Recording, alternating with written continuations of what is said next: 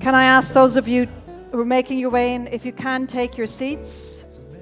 For those of you who are engaged in a conversation, if you could finish up, please, as a courtesy to everybody else in the room, and take your seats. Thank you very much. Can we close, though? Or are there curtains to close there? Maybe we can do that. And then if we can close the doors as well, that would be great. Okay. So, can I have your attention, please? It's always just difficult after lunch to try and keep everybody's attention. So I'd appreciate it if you could please finish your conversations, because the longer that you're standing around having conversations, then the longer it's going to take for us to start.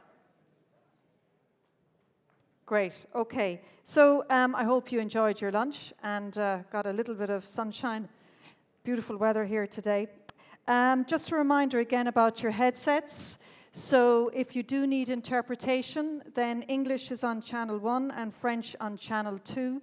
Please don't forget to return your headsets at the end of the day. You can pick them up again tomorrow, but if you can make sure that you don't put them in your bag by mistake, it's an easy thing to happen because the organizers will have to pay for these if somebody goes home with one of them by mistake. So if you could hand them back and then you can pick them up again tomorrow. People were asking apparently on Slido if the pens that were given in your bags and some of the other material, if they complied with the sustainability policies. And I'm told by the organizers that they have. So for those of you who were asking those questions, that's the answer to those. The other thing is that your badges, in case I forget to say to you at the end of the day, so the badges that you got when you registered, can you make sure you bring those back with you tomorrow, because they won't be reissued. So you will need those to find your way around the various parts of the conference venue. So don't forget to bring them back with you again tomorrow. Okay, so now we come to our second thematic session of the day, and this one is going to be on the blue economy. We heard some interesting and some positive things about opportunities within the blue economy and blue growth earlier today. So the session now will be the same as the previous one. We're going to hear from 3 people who will talk about a number of projects related to the Interreg Med program, and then we're going to have a discussion, same format as the previous time. So I have a number of questions to put to our panelists, but I think the Slido interaction worked really well. So please, if I can encourage you, do use Slido. There may be the odd time when it may not take your question. I think it's just because the Wi-Fi may, if too many people are on it at the same time, but just be a little bit patient with it and you'll be able to use it again.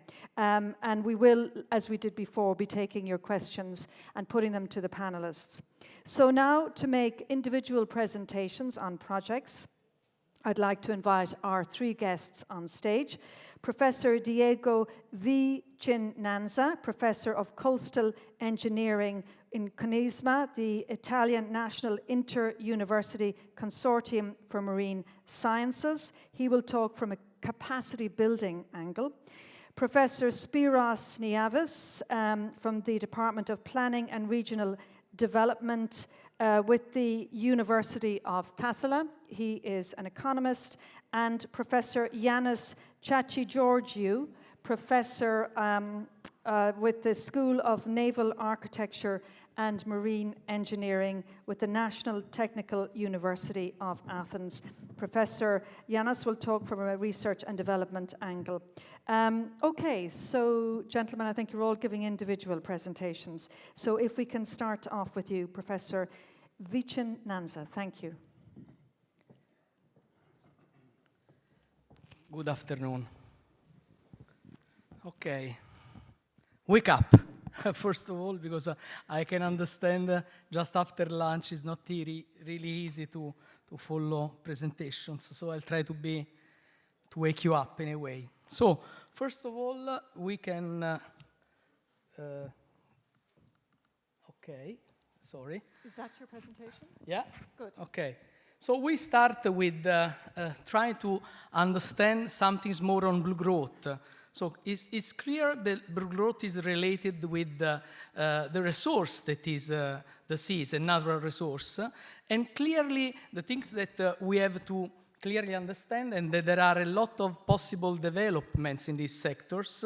Mainly, we like to focus on 5, but there are many others. So from biotechnology to renewable energy, aquaculture, and clearly, without forgetting that there are also a lot of productive fields like offshore oil and gas. Just give a rough number. We are speaking about 5 million jobs and roughly speaking about 500 billion a year. So the economy is for sure a big challenge, but I'm here as an engineer, as a coastal engineer, so my point of view would be focusing in one of the 5 sectors I showed you, I mean on renewable energy, because in my opinion, is really the key point is to use the natural resources in a sustainable way. So, the resource is enormous. So we, in our experience, also from the people from the street, we know that the energy from tide is continuously, the energy from waves is depending by the side, but is in any case enormous. So then starts our, we could say, as engineer, our creativity, our fantasy to see, is it possible to develop devices able to produce energy from this resource? This is a challenge in the meaning that I can draw an idea like a snake or an idea like a spider, the wave star, instead of wave dragon, so using our fantasy. But at the end, the numbers are, are giving us the right line. We have more than 1,500 patents, so ideas, but how many of these ideas are going to be real systems producing energy? Really few of them, because in the second slide you see that we have some tidal system producing real energy, but on waves, for instance, that is my specific topic, no one is on the commercial phase. So we are moving through design concept, tank, laboratory study, pilot stuff. And so the first question is why we are not reaching the commercial point. Mainly for pragmatically 2 reasons. The first is the reliability. Are you going to buy a car if your car didn't pass the crash test? No one is going to do it. So the reliability is the first point, we could say, to sell the system. And since now, all the pilots, so frequently, some pilots have been built, clearly because we are in a heavy system, that is heavy storms, heavy waves are broken. So the reliability is still a problem for this system. And the second one, from the economical point of view, I mean, I'm going to buy a system like a fantastic Pelamis or Wave Dragon only if I have a payback in a reasonable time. So I invest 1 million euro, I want as investor to have back my money in 5 years, in 7 years. And on this point, this is not possible. Why? Because the simple structures, the huge structures, got enormous costs. So we are still challenging with these 2 points. There are some ideas going on, and my personal point of view is that we should try to use existing structures, or when we are building, in any case, infrastructures, I'm going to build an harbor. Why I built an harbor? I built an harbor because I want a protected area from the waves. So then I'm investing money to build these structures. And the main concept from the Roman Empire was if we built a breakwater, we want to break the waves. We want to dissipate energy. So why we don't change now that we need the energy? Instead to dissipate, I want to capture energy. So this means that we are building. Actually, in Italy, we have 2 pilots. So one is in Naples, is the one I'm working on, and the other one is in Civitavecchia. We are still in a technological readiness level around 6, 7, so we are not yet producing energy. Instead, we have in north of Europe, in Spain and in Pico, we have some pilots producing real energy. Mainly, the other focusing point from from energy coming from the sea are the offshore wind. That is, in my opinion, is the real future, in the meaning that the resource also here is very big and would be the same kind of production we have onshore, we will have offshore. Clearly, on this point, they are building in Scotland a very big farm on this point. Again, also the costs here are very important. And one possibility is, again, the integration, the multi-use, the possibility to use in a multiple way the infrastructure that is very expensive. So if you see some ideas with the waves and wind, some ideas with aquacultures and so on. Mainly, this is an important point. Now we are managing also the idea that we have a lot of structures that costed a lot of money, the one for oil and gas, that have to be decommissioned. So instead to spend the money for decommissioning, in a way, these structures, one possibility is to reuse it. To reuse it in multiple ways, from the offshore wind, from waves, also to use for diving or for aquaculture or recreation. So think about it, the idea to not throw out some money to demolish these structures. One of the side of the coin is that we have to speak, when we say sustainability, clearly as engineers we are thinking to sustainability from which point of view? Okay, the structures or the economy, but clearly the other side of the sustainability is the environment. So we cannot forget that if our innovation is very good or very profitable from economic point of view, we should also think about where we are going to collocate or locate these structures.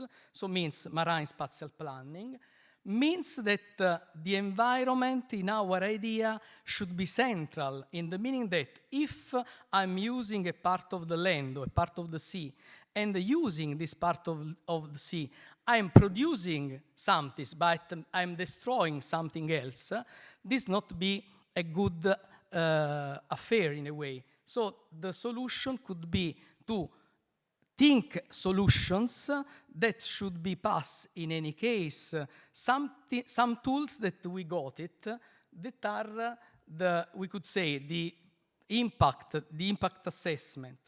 So we have all these instruments, we have these tools, because we know that there are good environmental status, we know that the way to evaluate the impact of these new structures.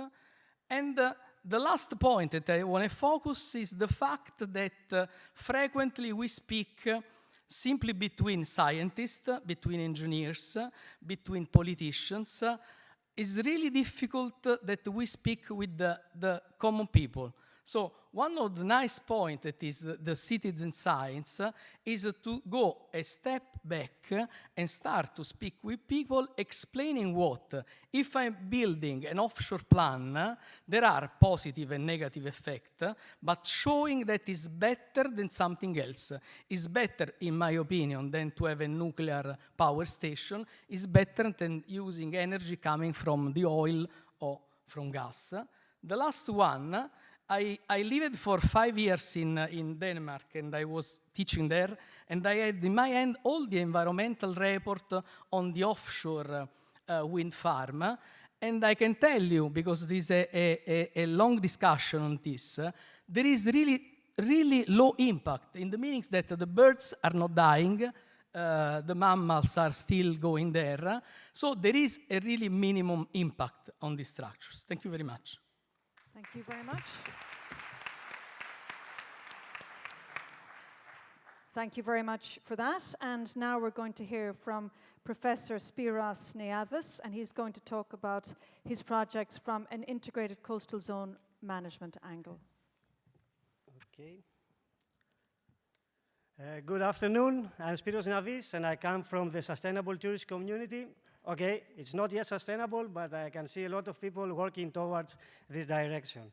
And after the lunch, I will try to make you feel more relaxed by taking you a journey to three very beautiful corners of the Mediterranean. So our first stop is going to be at the beach of Tombolo in Castiglione della Pescaia. Okay. So beaches like Tombolo, by the end of the project, will be considered as green beaches. But what is actually a green beach? It is an eco beach with respect to sustainability criteria, such as bathing water quality, beach area quality, safety, accessibility, and other characteristics. Here, tourists can enjoy the beach, knowing that the local communities are actively engaged in the management of the beach in order to offer the best of amenities and a nature-based experience. The model has notable benefits for the local communities. On the socioeconomic side, the model serve as economic engine by attracting foreign and local visitors whose spending support the local employment and income for the residents. On the environmental dimension, the model contributes to the protection of the natural resources and helps avoiding phenomena such as this shown in these pictures. Okay? So the model is tested on 12 Mediterranean beaches, but is also easily replicable to the entire region, ensuring a sustainable management of the Med coastline. From Italy, our second stop is at the Greek island of Alonissos. Here we can find the largest shipwreck of classic civilization, the ancient shipwreck of Peristeras, which was probably an Athenian cargo ship and sank a long time before I was born, at about 425 before Christ. Based on this discovery and other three similar underwater cultural attractions in Italy, Greece, and Croatia, knowledge awareness centers called as CACs will be developed at nearby areas. In general, CACs are facilities able to enhance the traditional museum exhibitions by integrating the main information and communication activities of visitor centers and info points with innovative digital technologies. As you can see in the picture, at the right bottom of the site, you can see a kind of 3D visualization system that will be integrated to these CACs. The CACs promote the exhibition of natural and cultural treasures of the sea in a fully interactive context. Therefore, although inland, visitors will enjoy the experience of diving whilst they're getting the message of how important it is to preserve our valuable attractions. Local communities of places with underwater assets will benefit through the diversification of their offered product. This, in turn, is expected to result in more visitors, less seasonality, more venues and employment position, as well as a better preservation of the environment. Now, leaving Alonissos, our final stop will be at the Cesalines Nature Park of the Spanish island of Ibiza.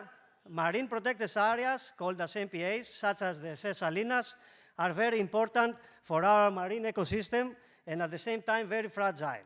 There are over 180 MPAs covering about 1.6% of the Mediterranean surface.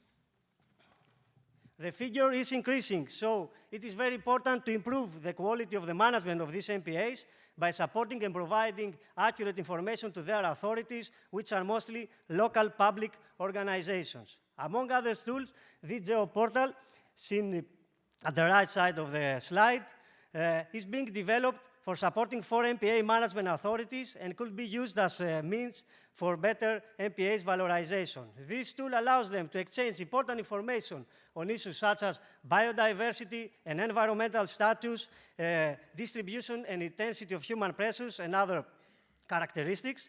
And additionally, the MPAs engage in a network, and being in this network, they are able to exchange experiences, best practices, and monitor their performance against each other.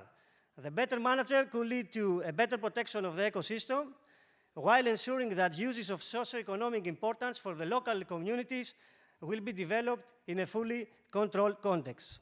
So, this example signifies that oceans provide a fertile ground for the development of economic activities. We saw beach and cultural tourism in the first two examples, and a variety of activities such as fisheries, agriculture, tourism in the third example, which are part of a wider group of activities which are based on coastal and ocean resources in order to be developed, and these activities are called as the blue economy.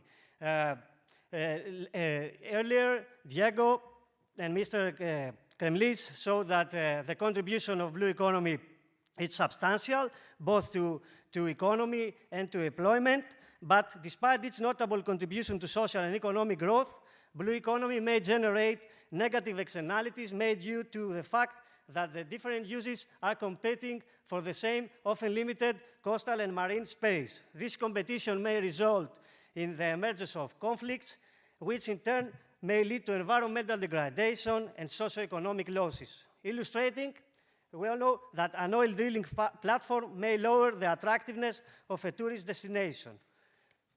So here, I don't know how happy this beach user could feel with all these oil drills in front of him, unless he is a grand shareholder of ExxonMobil or Total or something like that. And I wouldn't bet on him to hear a yes to his proposal unless the girls come from an electricity-related family such as the Teslas or the Edisons. Thus, in order to keep their romance alive, conflict should be reduced and the development of ocean and coastal activities must be sustainable. And this could only be achieved through an effective management. Here we see a good example of how tourism and electricity generation could coexist. Okay, it's too simple, too ideal, but this is the actual concept of integrated coastal zone management and maritime spatial planning, whose aim is to reduce the conflicts and expand the synergies of space competing activities. What I have just presented to you is how the projects of two communities of the Interreg Med, sustainable tourism and biodiversity protection, are trying to foster the development of these coastal and maritime economic sectors. But they also take into account the ISSM and MSP principles in order to improve their management. The aforementioned projects exemplify this integration. The Green Beach calls for a management scheme backed by a systematic monitoring of the seas and costs with a system of indicators. The CACs are based on an effective cooperative management, and their establishment is realized only after the careful examination of socioeconomic and environmental impacts. In addition, it should be noted that the whole management of the CACs is supported by a system of key performance indicators. Finally, the geoportal of MPAs helps the management authorities to get the most accurate information when management of uses is under consideration. So, okay. Concluding, although imposing some limits to the development of economic uses, ISSM should not be regarded as restricting the growth of blue economy. Foremost, it should be regarded as helping as a means for achieving more lasting benefits for the blue economy sectors. As the examples have portrayed, ISSM could be integrated to both models, such as the Green Beach, to innovative products, such as the CACs, and promoting by this way the blue economy and ensuring that sustainability objectives are met. In addition, MSP as an interactive tool and the integrated mapping of the current sea uses, as the geoportal does, could act as a complementary instrument to ISSM for the better harmonization of land and sea interactions. These integrated instruments can support an ecosystem-based approach and a multi-sector participatory planning, which in turn can ensure a more effective management of MPAs and for our costs in general. So, here is supposed to go to thank you. I will say it, we will not see that. Okay, thank you very much for your attention. Okay, thank you very much. Now it's okay. And finally, to you, Professor Yannis Chatjigeorgiou, who is from the School of Naval Architecture and Marine Engineering with the National Technical University of Athens in Greece.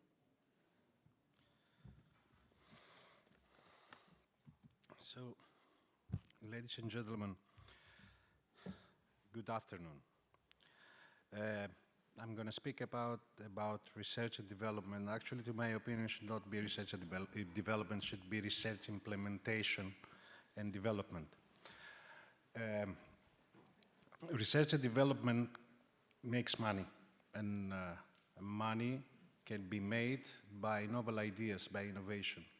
The innovation is in front of us, and the innovation is in the core of the sea. So the new frontier for innovation, for making jobs, development and growth, it's the sea. This is the new frontier, the new environment. It has enormous capacities, enormous capabilities, and this can be the foundation of the new era. So,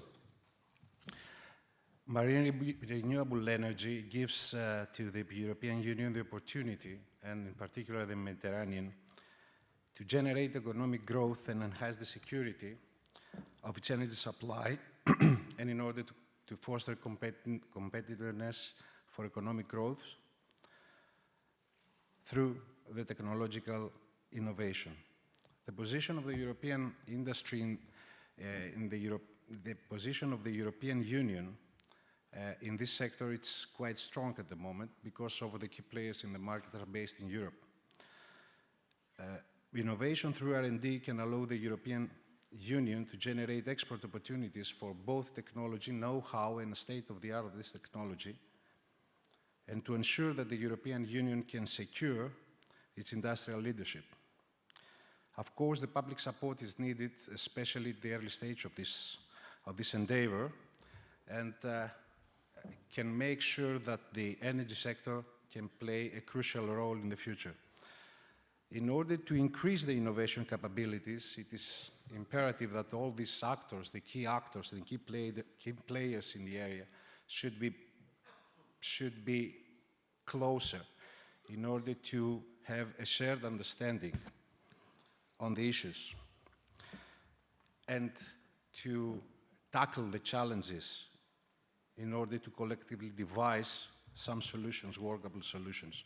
So the creation of a cluster on blue energy is obligatory.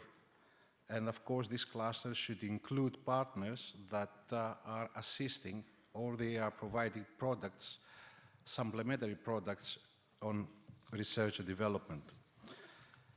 The development and the implementation of offshore renewable energy technologies contributes to stimulating innovation and investment in innovation. Investment and investment in investment, reinforcing the competitiveness of local and regional economic activity, indicating new opportunities for growth and adding to the already growing demand.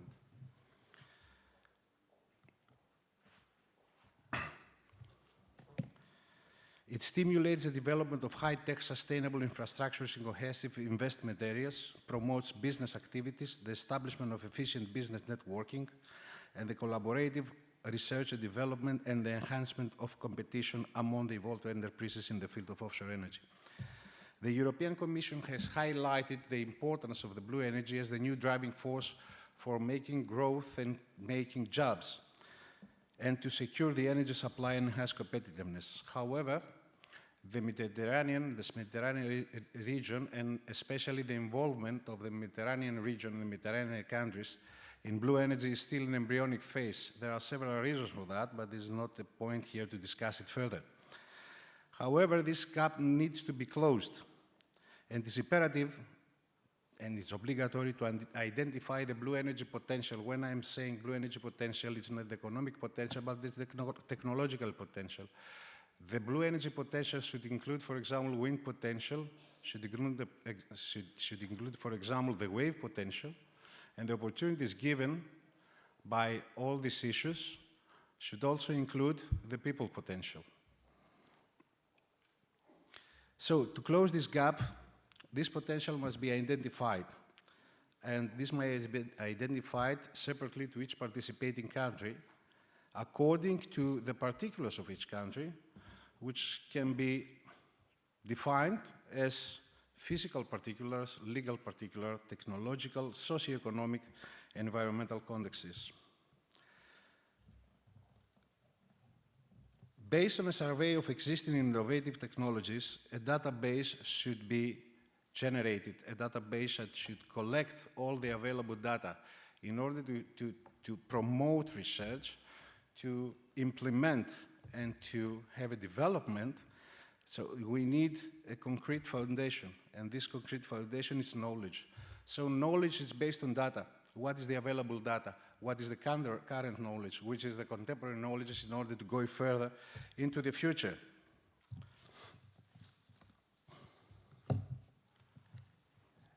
A very important issue, which also tackled by our projects, which I represent here, is marine surveillance. It is true that 90% of the global trade is conducted in world's oceans.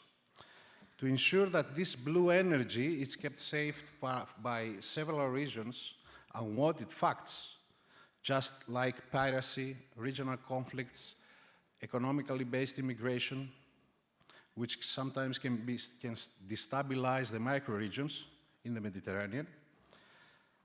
So commercial operators are increasingly looking for a whole range of maritime technologies. One of these technologies is marine surveillance. Marine surveillance is the key in order to keep our seas safe.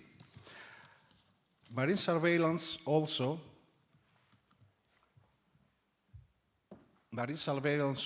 is high-tech component.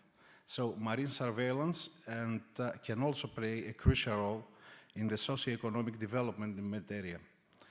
So the establishment of marine surveillance cluster in Med, it is also obligatory in order to include all the research and development capacities, knowledge and technology transfer, as well as transnational cooperation among the involved key MS actors. Another issue which is not directly related with research and development, actually, to my opinion, misses the term research, but is important for development, is tourism. It is widely known that Mediterranean is an unexplored area. Actually, all the seas are unexplored. The potentialities of the seas are unexplored. So Med is an unexplored area and offers vast potentialities for planning, infrastructure, development, trade, travel, renewable resource exploitation, energy, and tourism. Most importantly, tourism is the most concrete pillar for economic growth, for making jobs. So it is obligatory again, and is imperative, that governmental authorities can be supported, should be supported, to develop strategies, plan policies for local coastal and inland environments in the Mediterranean region so as to adopt a sustainable and responsible model for tourism development. This can be achieved by planning, testing, and coordinating underwater museums, diving parks, and knowledge awareness centers. The Mediterranean environment has also many peculiarities in relation with soil, terrain, relief, climate, and natural resources. It is very important that we must have into account that Mediterranean is quite deep sea, so provides more potentialities because of the depth. The designation and functioning of protected areas are one of the primary strategies for the conservation of biodiversity. The success of protected areas for conserving freshwater species and ecosystem, as well as linked ecosystem services, hinges in large part of the effective design and management. Incorporating protected areas successfully into wider management policies means working beyond the boundaries. The third part, one of the issues for the development is also the marine protected areas. The need to understand and work toward building resilience for both coastal communities and marine biodiversity through adaptive management have become an essential element for mitigation against the adaptation to the rapid changes to maintain and protect healthy ecosystems in the marine protected areas. Recreational divers, and this is very important, can help in order to provide indications and samples into the deep sea, from the deep sea, for the climate change. So in that context, development touches research.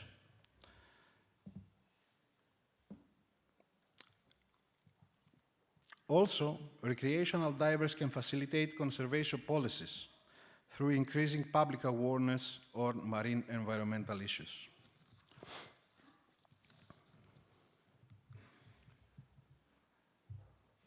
Concluding this speech, this short speech, should be highlighted that the key messages are that the harmony with the environment, the blue growth community should address and promote the economic potential for the ocean and sea coasts for sustainable growth and the creation of jobs, which is very important in our age. Thank you so much.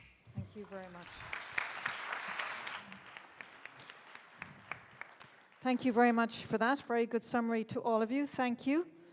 Now we're going to come to the discussion part of the Blue Growth segment. And again, I'd really encourage you to put your questions to us via the Slido system. I have a number of questions to ask, but I'm sure you have many other questions that you'd like to put to the panelists as well. So can I invite now on stage Mrs. Dania Abdul Malak, the Director of the European Topic Centre with the University of Malaga, Ferdinando Boero, Professor of Zoology with the Universitat del Salento, Zeljka Skaricic, who is the Director of PAP-RAC, the Regional Centre of the United Nations Environment Programme Mediterranean Action Plan, and finally, Lisando Benedetti, Professor of Ecology and Vice Rector for the European and International Research University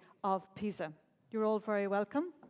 Do you have microphones? So, yes, so if you wouldn't mind sharing your microphone there, and the same for this mic here. Okay, so again, like I said, I have a number of questions, but please, I encourage you to use Slido as well to put your questions to the panelists. Maybe then, if I can start with a probably very simple and obvious one. There's obviously huge potential when it comes to the blue economy and blue growth. And some of the figures mentioned there by the professors, 500 billion and jobs, many jobs as well to be created. So in terms of the Mediterranean region, how do you balance the exploitation of maritime resources for the growth of the blue economy with ensuring at the same time the maintenance of biodiversity and the protection of the maritime environment? Perhaps I can put that to you first, Dania Abdul Malak. Is our mic on? Yeah, just tap.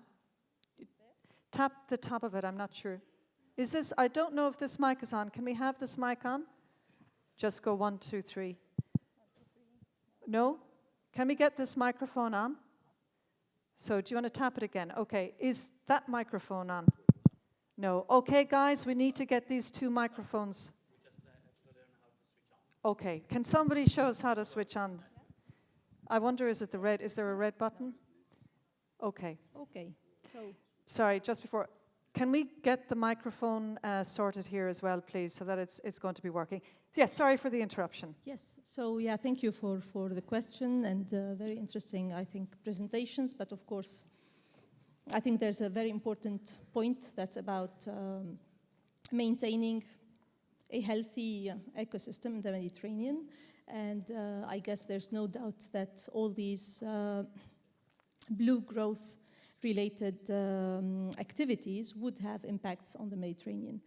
The problem is that the Mediterranean is a semi-enclosed sea. It is already under lots of pressure.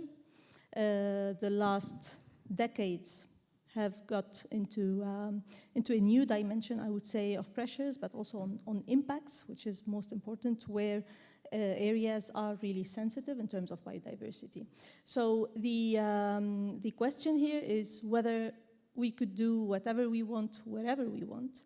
And I think there are regulations, such as of course, the maritime spatial planning that comes in to try to define, to zone areas. But the maritime spatial planning cannot, in my understanding, go alone without having as a pillar or as I would say, a backbone, the understanding of the good environmental status that is coming from several policies, such as the Marine Strategy Framework Directive, that has clear descriptors of the good environmental status of the sea. Of course, the ICZM, so this Integrated Coastal Zone Management, has also some guidelines on how the uses and where the uses would need to be done. So I think we need to really go into an integrated approach to include these environmental policies into where we can act and how. And just on that point, how do you get that integrated approach? Are you talking about that at an EU level, or is it going to be national authority level? So exactly, there I think there should be, it's a matter of scales. There are guidelines that need to be applied, so the implementation at the member state levels is very important. But we cannot talk about also zoning in terms of administrative zoning. We need to look into the biodiversity using an ecosystem-based approach, which means where are the functional units in the sea, and to make sure that we maintain these functional units. Because if we use the services that the sea is providing us, I guess all these big numbers around the blue growth would need to be changed. If we really overexploit our fisheries or our fishing stocks, we would end up losing the fisheries of the future. So in that sense, I think that we need to integrate policies in terms of, I would say, integration between the policies and using the scales. So to use the regional approaches, the Mediterranean has also instruments such as the Barcelona Convention that needs to be an important starting point. It has already predefined very important areas to sensitive areas in terms of biodiversity. They need to be respected. And then to make sure that we are not I would say, using the seas mainly in these sensitive areas. Okay, very good. Maybe Ferdinando, Boero, to you for some opening remarks. I don't know whether you would like to respond specifically to that question, or maybe a question about, are the opportunities unlimited in terms of the exploitation of blue economic opportunities within the Med? Yes, the problem is growth. So we write growth. This is a law of economics. Economists want growth. If growth stops, it's stagnation. If it goes down, it's recession. So the only thing they see is growth. The growth of the economic capital is paid with something, and that something is the degrowth of the natural capital. And the natural capital is usually considered as an externality, so outside of the cost-benefit analysis. We need to internalize this degrowth of the natural capital. Sustainability means to harmonize, I wouldn't call it growth, we can change name like prosperity or whatever, but there are two main laws of nature that prevail over the laws of economy. The laws of economy are just one, growth. One law of nature says that all species tend to increase in numbers. So growth through reproduction. There is another law that says that not all can do so because there is no space on the planet for that. We need to take care of the second law that poses limits to growth. If we want unlimited growth, we are going against natural laws. So we need to understand that it's okay to look for growth, but then we have to, and the signals are already very strong. The other species besides ours don't care about the second law. It's nature that poses limits, starvation, competition, and whatever. We are an intelligent species, so we understood the second law. We don't have to wait for nature to stop us. We should do it before. If we don't, there will be nature to stop us, because the ecosystems will not sustain us anymore. You want an example? We have overexploited the fish populations, and now we think that aquaculture is going to be the solution. We culture carnivorous species, and we feed them with fish that we catch from natural populations. So before we took the large fish, and now we rear them and we feed them with the smaller fish. This is stupid. And this will overexploit the whole situation. So we need to understand the functioning of the ecosystems and obey the rules of law. We have to adapt the laws of economy to the laws of nature, because the laws of nature prevail over the laws that we invented. Okay. Okay, so if I can move to you for your opening views then, Zeljka, Skaricic.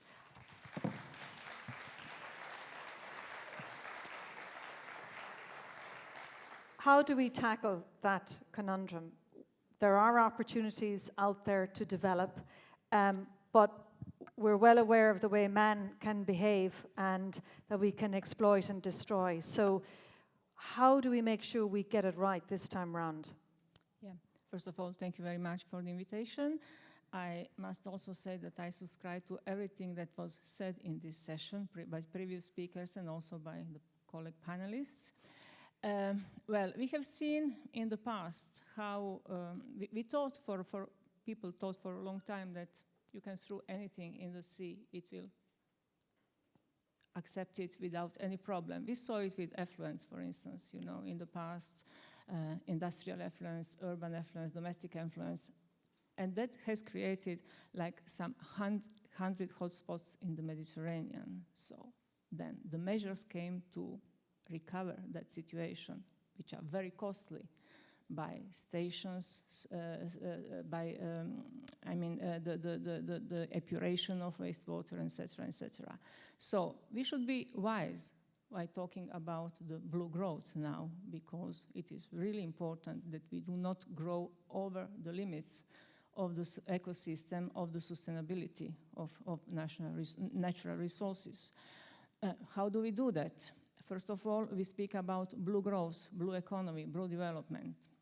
It is blue because in a blue environment, in the sea, in the ocean, but it should also be green. It should be ecologically sustainable. So this blue growth should be also green. I mean, green in a way to not to damage the natural resources that can provide for this growth.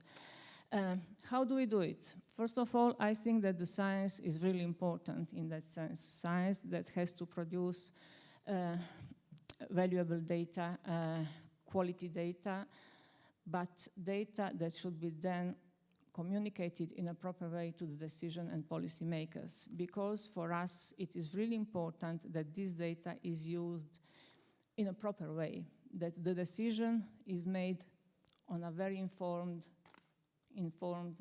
basis. And this requires dialogue between scientists and decision and policy makers. This is a two-way dialogue, you know. Scientists, data does not equal information useful by decision makers. So you should present this data, raw data, as something that is really useful for decision making. This is the first thing. Then second thing, I would say that we have to work on common experiences, get knowledge jointly, get more experience in this field. Processes like integrated coastal zone management or marine spatial planning, which we see as a part of integrated coastal zone management as well, because the Mediterranean basin has a unique regionally binding document, which is the regional protocol of the Barcelona Convention on Integrated Coastal Zone Management that defines coastal zone in its landward and seaward part.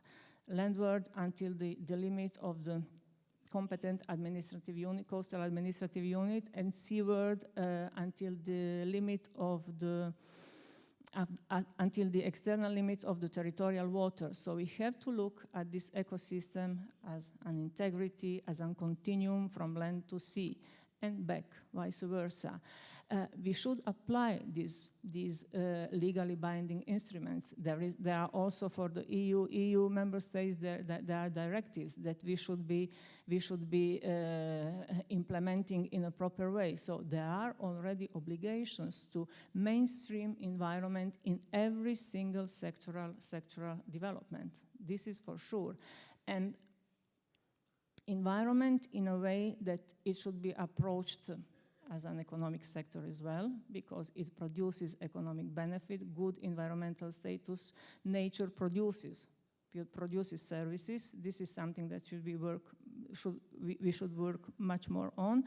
And then also to see how really we can make environmental sector strategic for other sectors. Okay. You know, this is really something important. There are legal, there are instruments, there are, what is missing is really experience in doing this and implementation in the real world. Okay, thank you very much for those opening views. And finally to you, Lisando, Benedetti, Cecchi, some opening comments either on that point or another point you want to make. Yeah, I want to just pick up on, so first of all, good afternoon to everybody, to pick up on some of the comments that have been made, and particularly about the relationship between biodiversity management, conservation, and blue growth and economic.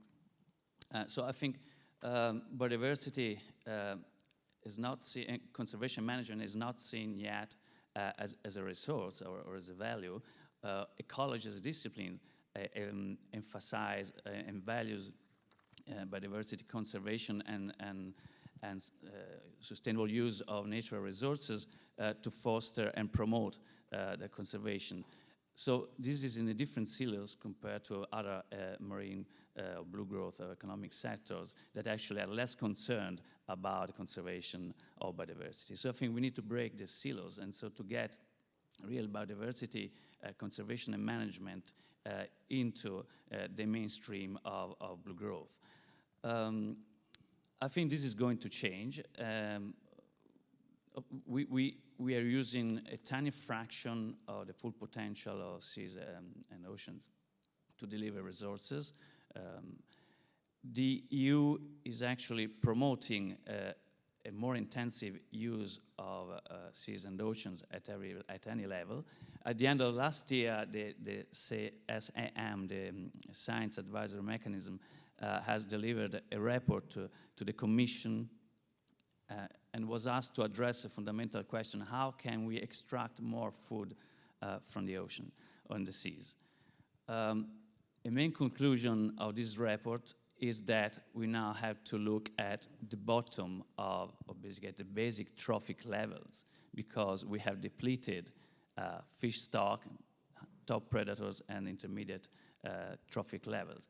So we have to, according to this report, and the Commission is buying on this, and it's something already been discussed as a possible theme in the next framework program, FP9, increase use of resources, or natural resources that are at basic trophic level, means algae and vertebrates.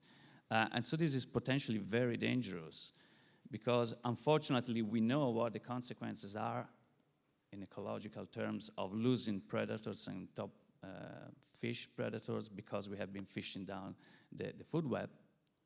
We have much less understanding, I mean, basic ecological knowledge about the consequences of depleting primary producers in the sea. So this is very dangerous. One strategy is mariculture, but of course, mariculture is also an activity that is being implemented mostly on the coastal zone. So again, we are increasing pressures in an habitat, in an area which is already under heavy pressure.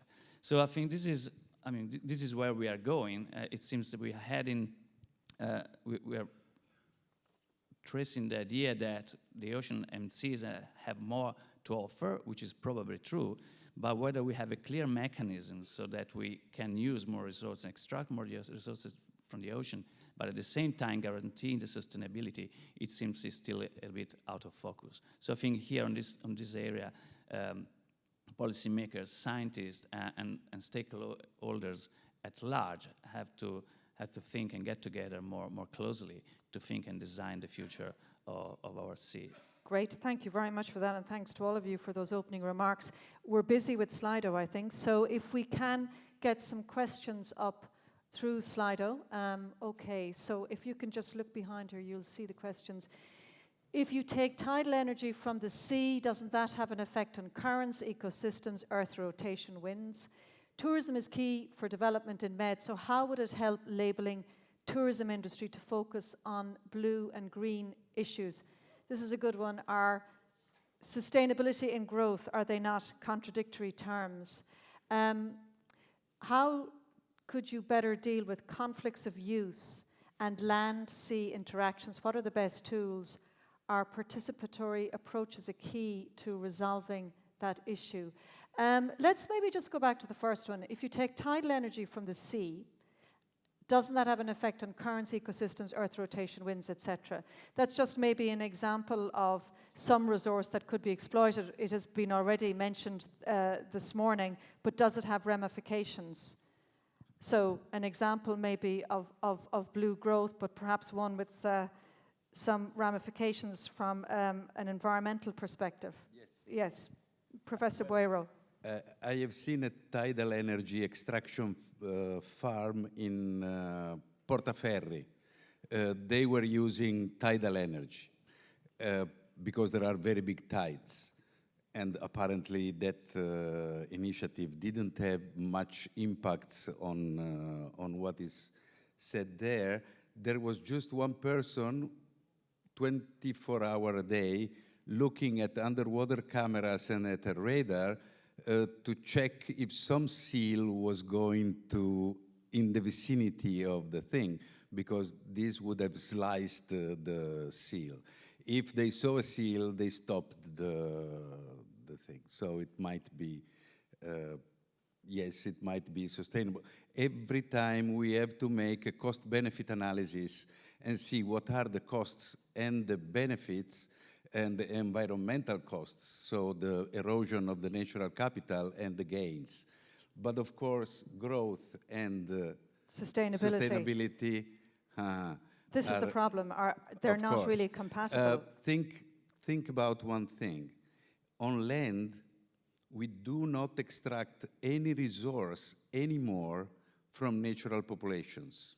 Everything comes from agriculture and the rearing of animals, okay? Why? Because we destroyed all natural populations. In the sea, so we are not hunters and gatherers anymore. We are just farmers. In the sea, we are still hunters and gatherers, fisheries. But with industrial fisheries, we are destroying also these things, and we are passing to aquaculture. So we are doing to the sea now what we did to the land long time ago. We have to remain hunters and gatherers in the sea. So because the marine animals reproduce at faster rates and so on, if we do it responsibly, we still can do it. If we do it industrially, we cannot. But the human population cannot continue to grow indefinitely. There is a limit. It's a law of nature. And in this country, we are 60 millions. Our politicians are worried because we do not reproduce enough. So we need to increase the number of Italians. How many Italians can live in Italy? It cannot be an unlimited number. And the same is true for the planet. The solutions are very strange. And science sometimes provides, let me use the word, stupid, very stupid solutions. A very famous scientist, Stephen Hawking, said in 100 years, the planet will be hostile for our survival, which is very true. What solution did he propose? Let's colonize other planets. okay? And we are spending huge amounts of money to find exoplanets. And we are trying to colonize other planets. So to do to these planets what we did to this one. The bad aliens that destroy the planets is us. So this is not a solution. And this solution by Stephen Hawking, who is an astrophysicist, so he had to speak about black holes, not about ecology, okay? It's not a solution. But there is public money invested in finding other planets to colonize.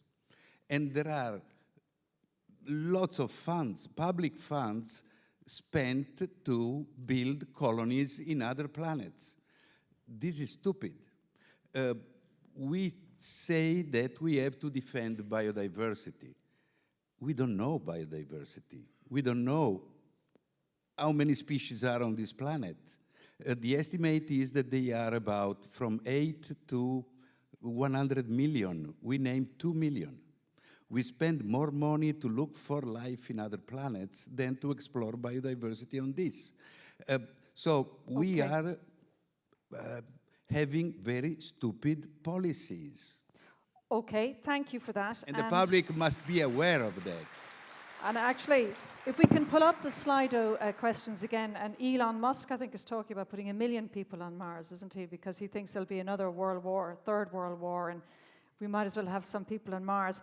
Dania, Abdul, Malak, if I can go back to you. So let's say then you have a very innovative marine health company that wants to exploit the marine seabeds, we'll say, in the Mediterranean region, because they believe they can extract substances from those beds that will help us live longer, you know, cure cancers and things like that. How do you marry up a maybe very good project like that with potentially damage that it might do to the marine environment? Yes, well, I guess most of the things have been said already. I think there should be trade-offs. We need to think about biodiversity as a sector itself. So maybe we know that there might be possibilities. For example, in the deep sea now, it's the big thing in the Mediterranean, but we still don't know what biodiversity is living there. So we're going to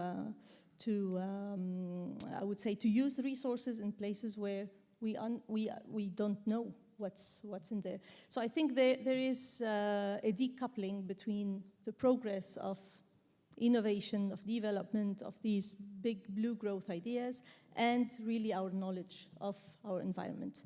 And maybe for this big company that you're mentioning, maybe they need to check what is in there before really go and destroy. So I think that trade-offs are something very important to think about. Ecosystem services, the function of ecosystem, it's something that's rising up in the regional policies. I think it's very important to know what are we losing, so this ecological economy, before really destroying what we have, because they have even imposed. Maybe even before they go out and do some tests initially. Exactly. So that they need licenses, is it? Is that what you might be talking about? That they have to apply for something like a license? Exactly. Regulation is something very important. We still in the Mediterranean have these fuzzy boundaries where whenever it's really deep sea or high sea, less care is given.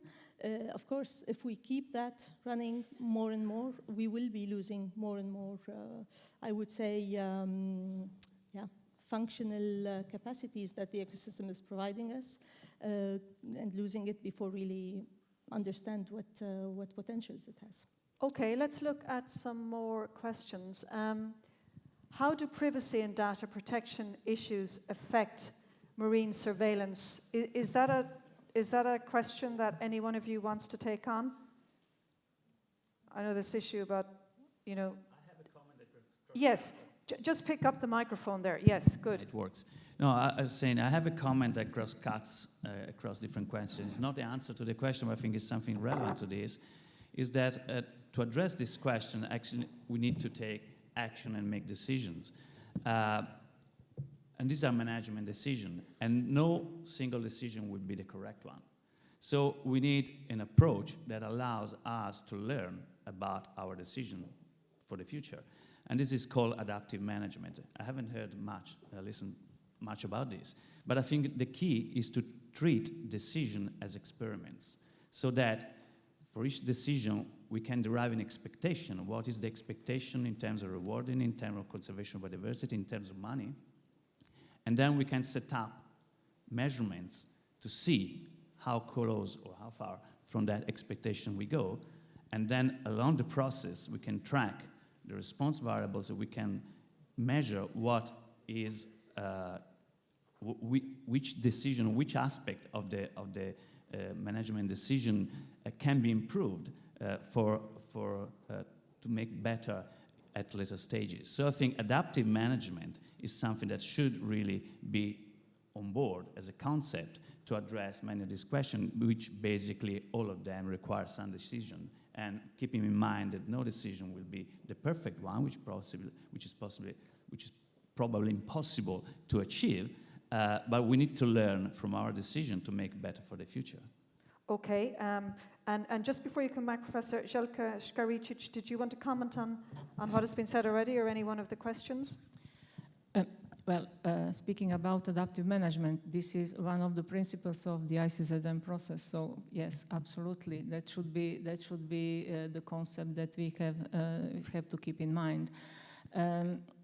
There are many questions also on which I could say something, you know, especially, for instance, the one on tourism. Yes. Tourism, for instance, which is, we know very well how important tourism is for national economies and also for local populations, in coastal populations that make life of it. We also know that tourism is seen like a very soft industry, but it is not. It produces many impacts on environment. Again, not to mention all the benefits, economic benefits that it produces. So this is, as one said, tourism is too important for coastal zones in the Mediterranean to be left to the specialists in tourism alone. You know, it should be taken in a much broader sense, and decisions about tourism should be made in a really adaptive and integrated manner. It impacts the production of waste. It impacts the use of water resources, which are, you know, how scarce in many parts of the Mediterranean, especially in the southern area, on electricity, on sanitations, on many aspects. So yes, labeling tourism as sustainable product should be something that we would really like to see, you know, but not only by label, we should label sustainable destinations, not only individual resorts or hotels, etc. So this is something that could be really important for better management of coastal zones. Absolutely. Okay. Professor, yes, again, you wanted to comment on one of the questions. I see there is a question about ecological economics. Yes. And about the bearing of ecological economics in these things. I want to comment on it. What is the price of your lungs? Would you find the proper price for losing your lungs? No, okay? There is not price for such things. Nature is like our lungs, our stomach, and so on. There is not a price on these things. And ecological economics mixes price with value. You give a high value to your lungs, but there is no price to buy them because you will die without them. So we are destroying nature, and sometimes if the price tag on the natural thing is lower than the economic gain that we have by destroying it, it's worthwhile destroying it. So ecological economics, sorry, no. It's not a solution. Putting a price on things is not the right way to deal with these things because they have a value that has no price. So we have to keep nature in good state, but even the scientific community is using words that I don't like. For instance, conservation. Conservation means that we do not want nature to change. If you study evolutionary biology, you see that nature changes all the time. So we cannot expect that things will remain as they are. It's natural. The concept of equilibrium, which has something to do with the public awareness and so on, the public speaks about equilibrium. There is nothing like equilibrium. There is even restoration, bringing things to the previous state. Is like getting old and having plastic surgery. Things proceed, okay? The thing we have to do is not to impact on these things and to decrease our impacts as much as possible. But pretending that things do not change, especially in the sea, which is a very dynamic thing, it's not like a redwood forest, it will remain like it is for hundreds of years. But marine systems work in pulses of phytoplankton. It takes a few weeks and then it's gone and other things arrive and it changes all the time. So you cannot speak about conservation because things change. We need to understand the change and we need to remove all the impacts that we have on this. But the expectation that things will not change is a vain expectation. So even natural conservation is a term that conflicts with the laws of nature. So even in the scientific community, there is still not a complete understanding of how the things work. We don't know biodiversity, we don't know ecosystem functioning. The pillars of good environmental status, which is a measure of sustainability, are just biodiversity and ecosystem functioning. We should invest enormous amounts of money to assess these things. We don't. We look for exoplanets to colonize. Okay, thank you for that.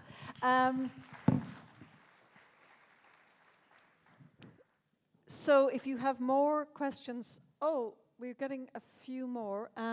When we are 24 years old, eating organic and local food, producing almost zero waste, eating almost no meat or fish, what more can we do? I feel powerless. I'm assuming this is a 24-year-old, that the person is, we're 24 years old, eating organic and local food, producing almost zero waste, eating almost no meat or fish. What more can this person do? Professor? I was just saying, we can still drink wine. So. But so how do you get, the 24-year-old in the audience is obviously incredibly environmentally aware, both from a land and a maritime point of view. How do you spread that message, though? I mean, we heard in the earlier discussion about a collective intelligence when it comes to the next generation. So let's say older generations aren't responsible enough to maybe take care of our maritime environments, but how do you make sure the next generations are much better than older ones? Yeah, so I think there are two elements in the answer to this question. One is communication. We have touched on this already, and also during presentation and in the previous panels. I think we need to improve communication, and what Nando just described about the equilibrium versus non-equilibrium view of communities and ecology is very true.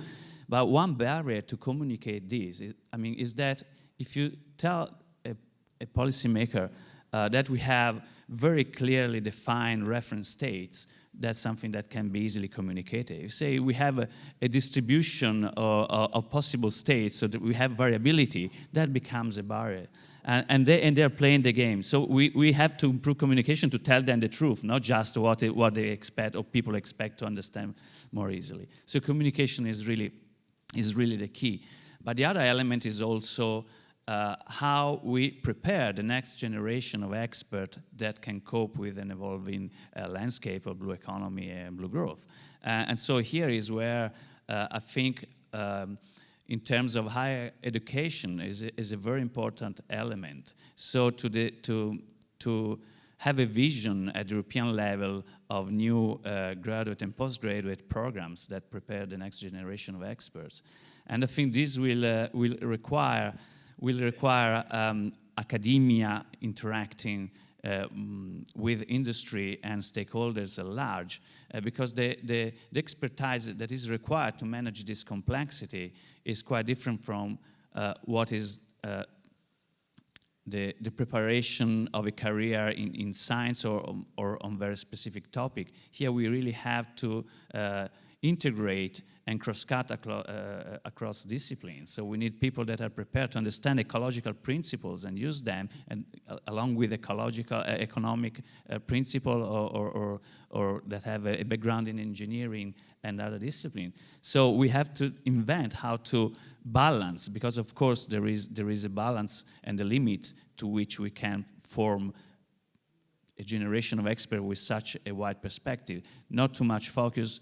We cannot be broad and with no limit. There is an optimum that we still have to identify. But I think preparing new graduate and postgraduate courses in the next generation of doctorates that have that integrate different skills to manage the complexity and to cope with the evolving landscape on blue economy and blue growth will be also the key. And in the meantime, we're very careful about the kind of exploitation we engage in then, are we? Until that generation really become the power brokers and the decision makers. Yeah, of course. In the meantime, we have to use precaution principle and just to minimize the risk of great impact. Okay, Dania, yes? Maybe, is it working? Yes, it is. Maybe a reaction on the question. I mean, this is one individual thinking in the correct way. So I think this is a clear answer. There is a need to influence, but I think that we are living in a socioeconomical model that is about to crash, because resources are not endless. At some point, there is something to happen. If we don't do, the nature would come in and to do what it has to do. So I think that the socioeconomical model is under question. Are we growing until where and when? Is it everywhere? No, we are creating more, I guess, breaks, even worldwide. I mean, we are living in the good part, I would say, of the planet, but there are consequences on the other part. So the resources are there, but there are portions of the population taking much more than needed, I would say. So I think that at some point this should be put on the table, and some, I would say, shifts or changes need to happen. We don't need, I mean, there are this FAO report that came out a few years ago, last year maybe, showing how much the first world population eats meat and how much is really needed for man. I mean, there's a huge despair. So I think there's a bit of a shift in the system that should happen in case we really, before crashing, want to do a bit of a change. And obesity is a huge issue in general Exactly. now. Some of it is connected with eating meat and overeating. But maybe if I can go back to you, Zeljka, Skaricic, it's like we're engaged in this sort of almost endless progress, endless consumption. We have to be pushing the boundaries. I know this issue about that I think you might be involved in, a common MSP, Maritime Spatial Planning. Tell me how a common MSP might help put manners on us, if you like. Well, this is a tough one. Well, who says Mediterranean says 21 different geographical, geopolitical, administrative, institutional settings. So not easy to have a common approach for MSP. Also scales of planning, also tools that are existing or non-existent, missing, used or not properly used. So those are all the issues that we have to deal with, talking about marine spatial planning, which is something that is really new for this region.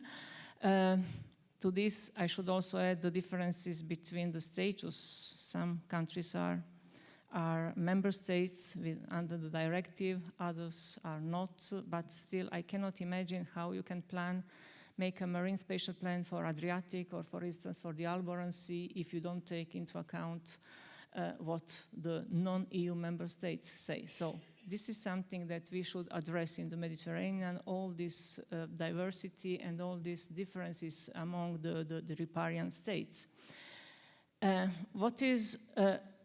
Yet we need this common approach for the marine spatial planning.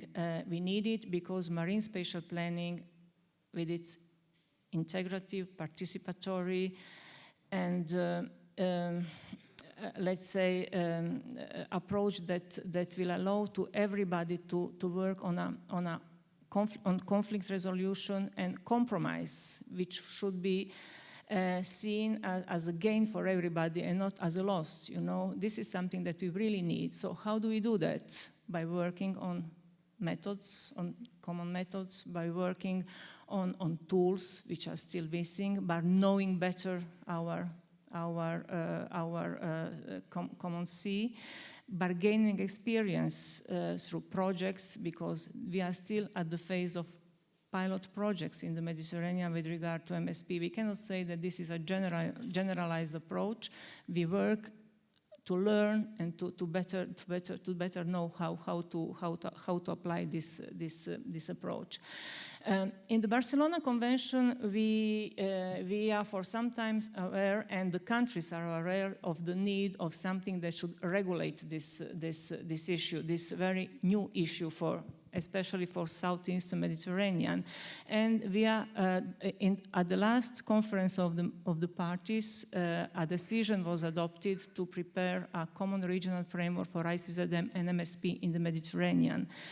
The document that is being prepared in this biennium and should be submitted for the next conference of parties for legal adoption, which means it will be a decision, it will become an obligation, and we try to accommodate the needs of all the countries in this. How?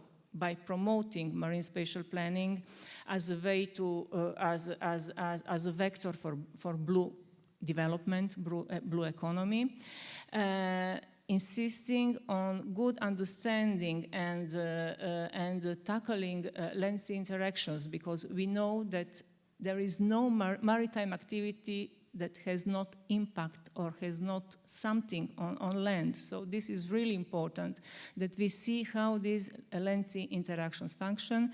We also promote very much strategic environmental assessment, especially as a very good tool to mainstream environmental issues in planning and management, and in particular the transboundary strategic environmental assessment, because we know that there are no limits for fishes, for instance. They do not know about borders and limits, so we have to find a way for the countries to work together, especially for the countries that have adjacent regional, adjacent marine water, etc., etc. Yes, you wanted to ask me something? Yeah, just a clarification, and forgive my ignorance here, but I'm just trying to clarify.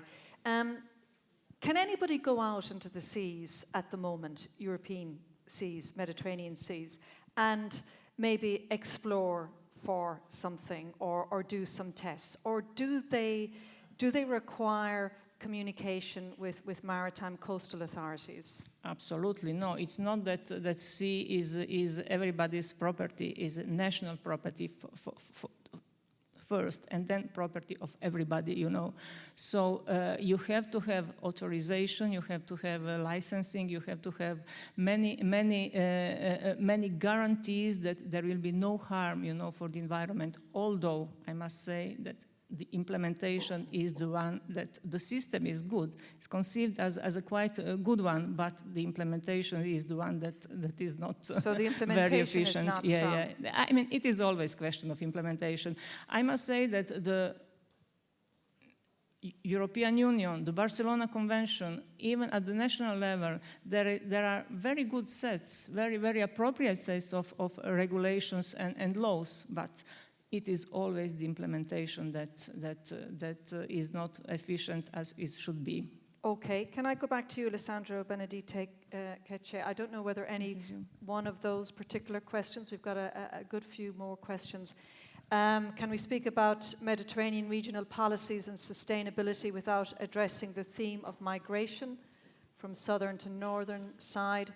What activities could be done by travellers or tourists in order to produce local growth today and in 10 years? The majority of environmental challenges are caused by major economic actors that are doing intensive fishing, mass tourism. How can we deal with them? Well, I would probably pick up on the last one because it's basically a question that focuses and points to multiple stress and multiple pressures that actually impinge on natural ecosystem and biodiversity, and also on the services they provide. So this is something we know, but we still have to understand in full. We still tend to focus on individual pressures and then trying to scale up in an additive way. The understanding of the synergies or possible antagonism effect of multiple pressure still eludes our understanding, although there is a lot of focus and attention on this.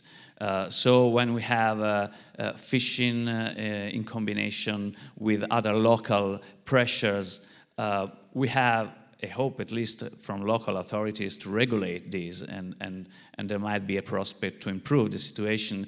But we also have potential synergies between local pressures and global change and global scale issues like climate change. And here it is really more difficult to foresee the consequences of these synergies interaction. For example, we establish MPA to preserve biodiversity, to preserve a relatively pristine environment, but we still lack information and understanding of how, when we increase the biomass, the size of fish there, the biodiversity, whether we are just exposing a clear target to extreme events like heat waves that don't see no barriers in terms of MPA. So we might run actually in a protection paradox. We are preparing big and large heats of large-scale environmental changes, just focusing and impacting on hotspots of biodiversity. So we need, this doesn't imply, of course, we have to stop doing MPAs. Probably we have to do larger MPAs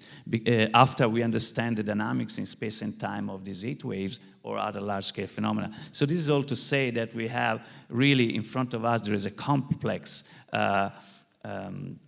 issue or understanding the dynamics of systems that are under multiple pressures. Some of them are local and can be managed locally. Others really require much more complex government and political decisions that elude our local ability to act locally. And we are still struggling to understand the consequences of these multiple pressures.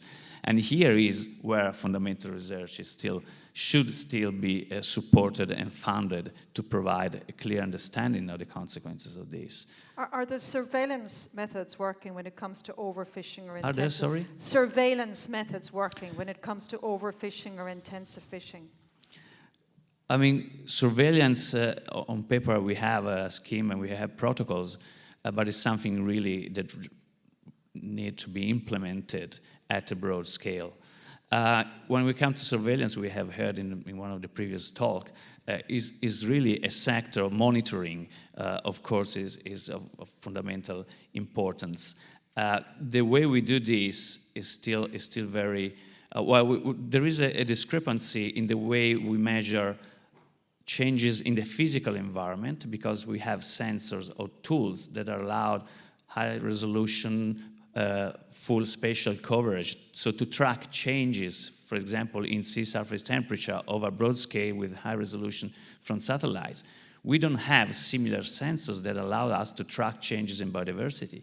And here is a huge gap also that precludes and hinders our understanding of the consequences of changes in the physical environment. So this is really, again, a strong opportunity for technological innovation, building sensors that allow to monitor changes, to track the status and trends in biodiversity in response to local and global changes. There are examples in other countries. For example, on the west coast of the US, there is a project called Neptune Project, in which thousands of cables have been deployed on the sea, bringing every kind of sensor really to generate big data information based on big data on physical changes. We don't have anything similar to that includes sensor to measure at that resolution, full spatial coverage, continuously in space and time, biodiversity changes. Without that, we still rely on divers or well, we have some remote sensing techniques that allow tracking changes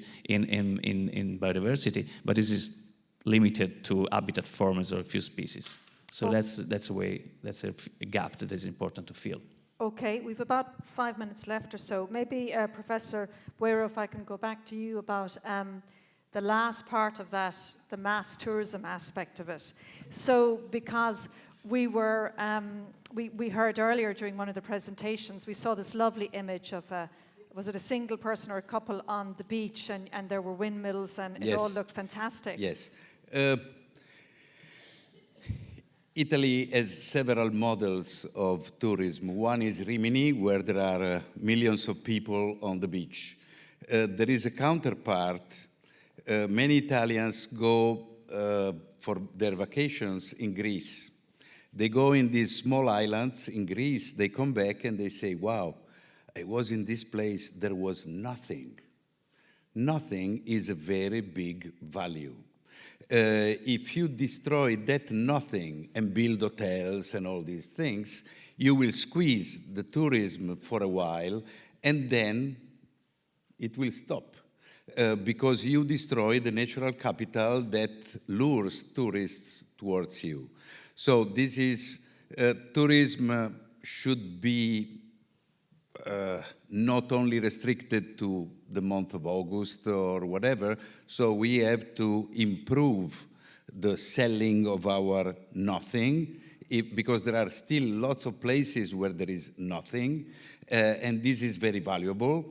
And usually the local managers want to replace that nothing into hotels, resorts, and so on, but it will be a short-term advantage, and then there will be long-term disadvantages. Just because we are in Rome, I want to add one thing. This is the town of a guy who runs his business talking from a window every once in a while, all dressed in black, in white. Is called the Pope. The Pope made an encyclical called Laudato Si, and he asks for ecological conversion. It's the first time in history that the religious authority asks all people to convert to a science, the science of ecology. If you read that encyclical, which is very interesting, I've read it several times, there are several ecological mistakes. So there is not a complete comprehension. For instance, the Pope explains the functioning of ecosystems. And he says, beautiful ecosystems, there are the primary producers, the grass, then there are the herbivores that eat the grass, the carnivores eat the herbivores, and with the rejects of the carnivores, the grass grows again. Ecosystems don't work in this way. He forgot bacteria and decomposers. And ecosystems cannot work without bacteria. So he wanted to explain how ecosystems function, and they provided a wrong explanation. And behind him, there is the Pontifical Academy of Sciences. So probably there was no ecologist in this, otherwise they would have tell him, no, look, there are also the bacteria. Without the bacteria, ecosystems cannot function. So we don't have a proper understanding of but also this maritime spatial planning, integrated coastal zone management, then there are the networks of marine protected areas. We divide the marine space into different portions according to our needs. We need to divide the marine space according to the functioning of the ecosystems. And then we have to adapt to that functioning. For instance, integrated coastal zone management is meaningless because the coastal zones depend on the deep sea if there are canyons, and vice versa, the deep sea depends on coastal. You cannot manage just the coastal and forget about the high seas and the deep sea, because these systems are connected. So if you want to manage them in this way, you mismanage them. So before acting, we need to understand very well what we are talking about, and we still don't. Neither the Pope nor the policymakers. So neither many scientists. So there is a lot to understand yet before we do something that makes some sense. Okay, and so if I can, I know you want to come back in, Zeljka, I just want to go to Dania as well. On that point then, obviously we have to be really careful, we have to think very carefully now about the blue growth and the way we engage in it. Are there actually activities that can be done in terms of exploitation of maritime resources and the development of the blue economy? Legitimate, environmentally friendly, ones that won't destroy the maritime environment? I mean, yes, of course. If we are talking about how much economical significance they would have, maybe, again, there's a change in the shift in the system that needs to be done. Of course, within protected areas and around protected areas, you could still do lots of things. There's nothing that people go to. It's this everything that biodiversity is providing. So again, there are people that just want to go to these places where many others are not looking at them. But that's totally against this massive, I would say, type of exploitation, including tourism. And therefore, of course, within protected areas, around protected areas, as long as the functionality of the ecosystem is happening, you still can have the beauty and you still can do some activities that are less impacting. There are some local impacts. So also in terms of degrees of impacts, we need to check how much I would say, pressure we are doing, and without also something that was mentioned, this cumulative impact is what is really not looked at. We tend to look at each pressure alone, and in terms of each pressure, in some cases, you just say, okay, I'm not harming so much my system or my ecosystem.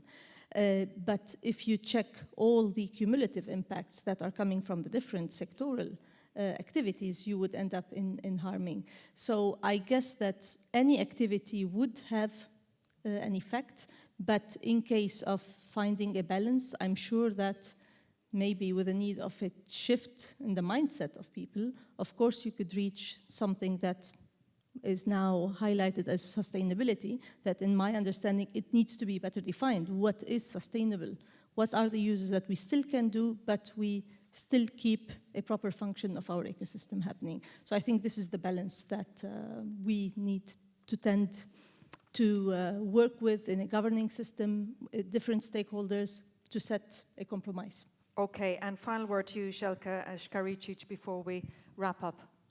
Yeah, just about the ICZM and MSP as tools that we have at this moment to... It's on, yes. It is on, okay.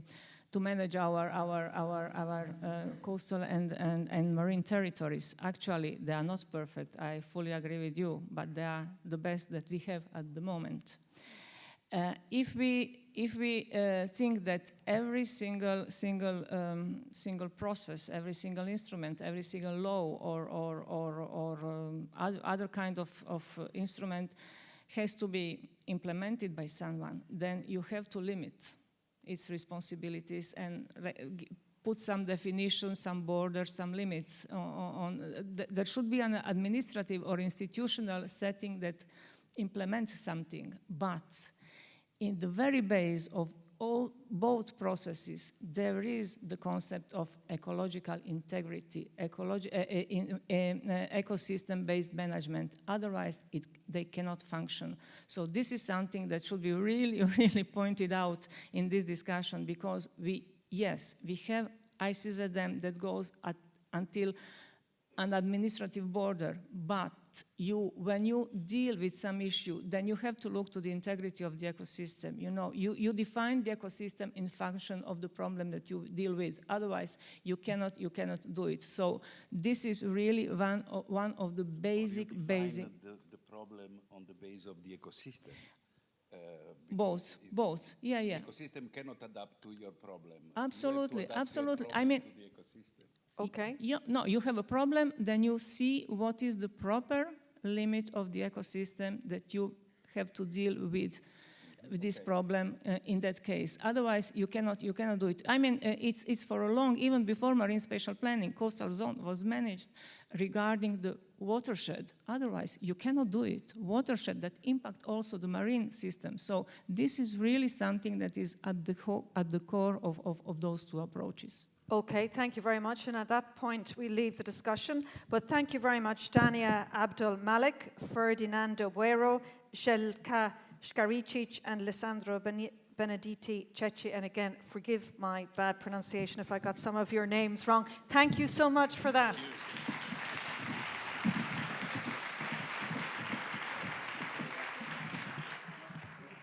So really good discussion. Lots of challenges really to make sure that in the urge to grow the blue economy, that we don't destroy our maritime environment at the same time. So I think a lot of lessons learned there. And just on the pronunciation of names, I don't know if many of you are familiar with Gaelic Irish names. So our Gaelic language, some of the names are the way they are spelled and then actually pronounced are so completely different. So for non-Irish people, it's impossible to try and pronounce some of those names. Okay, so now we come to our final thematic session for today. It's going to be on inclusive growth, and we're going to apply the same format as we have for the other two thematic sessions.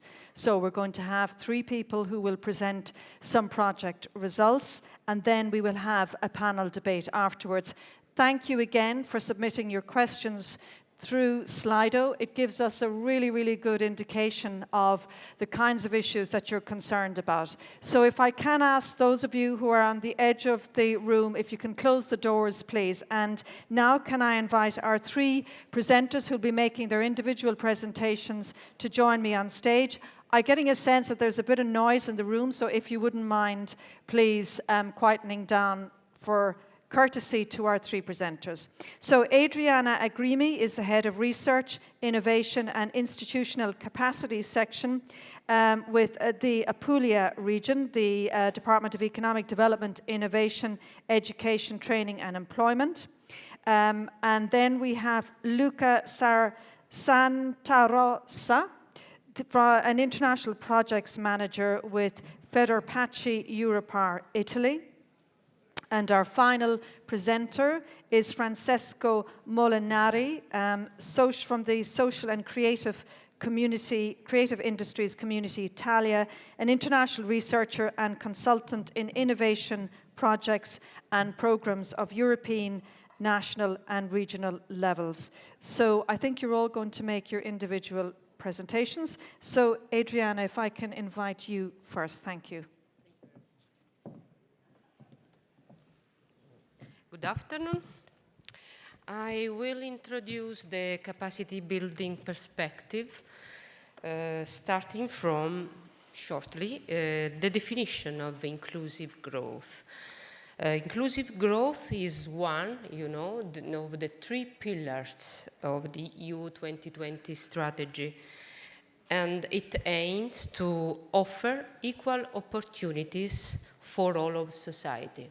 But we have to consider that inclusive growth affects 3 aspects of inclusion. First, social inclusion, because it is about ensuring access and opportunities for all throughout the life cycle. Then economic inclusion, because it means to anticipate and manage changes, investing in skills and building a cohesive society. And finally, territorial cohesion, because it is essential that the benefits of economic growth spread to all parts of the Union. So, normally, policies for inclusive growth are corrective actions overcoming structural imbalances related to poverty, skills requirements, and territorial cohesion. But we would like to show here that MED programs' ongoing projects are implementing actions that can be seen as complementary to these policies. They are, in fact, exploring new societal models that are inclusive by design, by intention. Have a look to one project, the first project, if I'm able to change the slide. This one, Open Doors, is one project in the social and creative community that is working in this direction, exploring the potential of a new model, the sharing economy, and moving the MED area towards new economic and social models. In fact, the Open Doors studies concludes that the sharing economy is a field of specialization that is common to several MED regions and may provide a foundation for a transnational innovation strategy.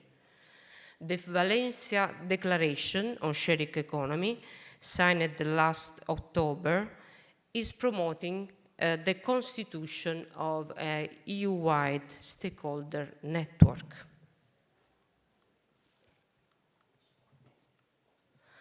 So to develop these new societal models, institutions and communities need to work together in a joint effort towards capacity building.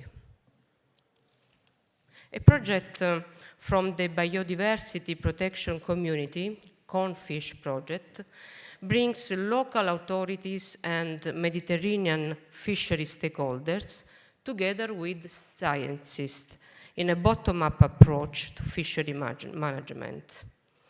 A sustainable tourism based on Mediterranean identity could play an important role in the MED area specialization process.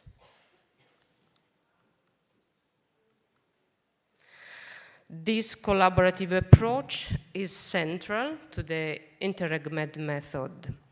Capacity building becomes a joint effort as the public administration and stakeholders and citizens are involved in co-designing new governance models. Another example, a project, Local for Green, from the renewable energy community, is a good example because it is working together to promote the uptake of renewable energy on fiscal policy for both public and private sectors and for an increased diffusion of green energy policies throughout the MED area. What emerges from this capacity building process is a new institutional culture, from administration and implementation to orchestration of innovation processes.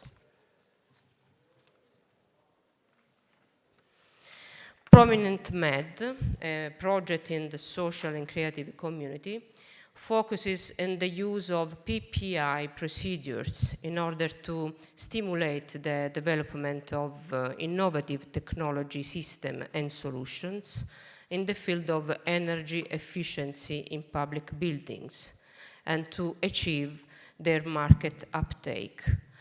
This project is demonstrating that local authorities can become smart buyers of innovative products and solutions, appropriately customized to their real needs. These efforts are helping to improve the ability of public administration to promote social inclusion by exploring new lifestyles and practices that are inclusive by design. This can be seen in another project of a social and creative community, which look at the practice of co-working. It is the Co-work Med project.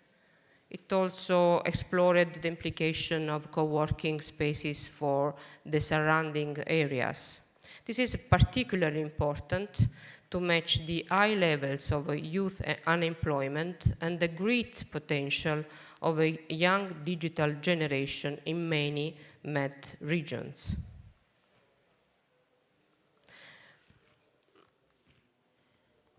Closely related to social inclusion is economic inclusion, where capacity building helps to improve the economic development of Med region. Look at the Pegasus project, a project in the renewable energy community that is looking at sustainable energy with business models for local microgrids. This can have an important impact, especially for areas less economically developed. And finally, we can see how capacity building through Med projects is improving territorial inclusion, in particular as regarding to rural and insular territories. In the sustainable tourism community, the project Tourism Med is supporting the vitality of coastal settlements with artisanal fisheries. Local municipalities are involved in developing services to help promote fishing tourism. So, going to the conclusion, we have seen how is emerging, is increasing the capacity in Med territories for both public administration and local communities. It emerges a new approach towards a common space of innovation in the Mediterranean region based on collaborative innovation. We have highlighted several initiatives that demonstrate the potential of a new institutional culture, enabling a cooperation framework for carrying forward the vision of a Mediterranean model of innovation. Thank you. Thank you very much. And now we're going to hear next from Luca Santarossa.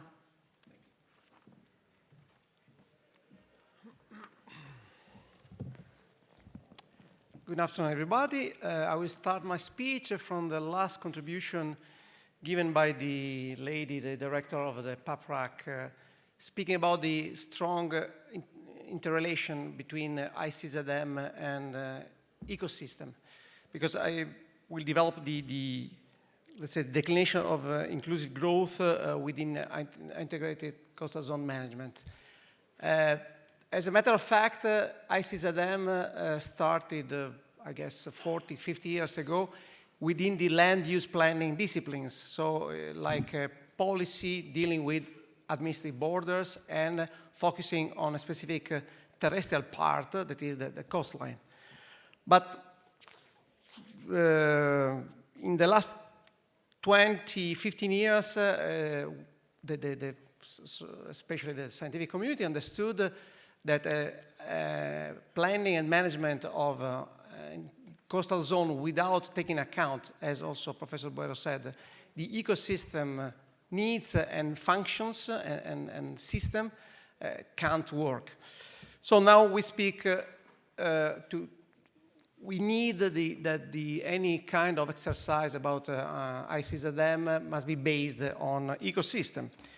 And what is ecosystem in very few words? Most of you are already aware of this, but I repeat for all. Let's say an ecosystem is a unit where the biotic and the abiotic elements interact and are interdependent, creating a unit, exactly. A unit can be a marsh, can be a lake, can be a forest, and it has a specific features and has a specific level of resilience. Okay, so you have more resilient ecosystems and less resilient ecosystem. The point is that such ecosystem approach applied to the ICZM means to have an integrated management of land, water, and living resources aiming to conservation, although Professor Boero is not completely agree, and what we call a sustainable use of such resources. In this sense, an example from project, an example from MED projects comes from MADRE project, a project collecting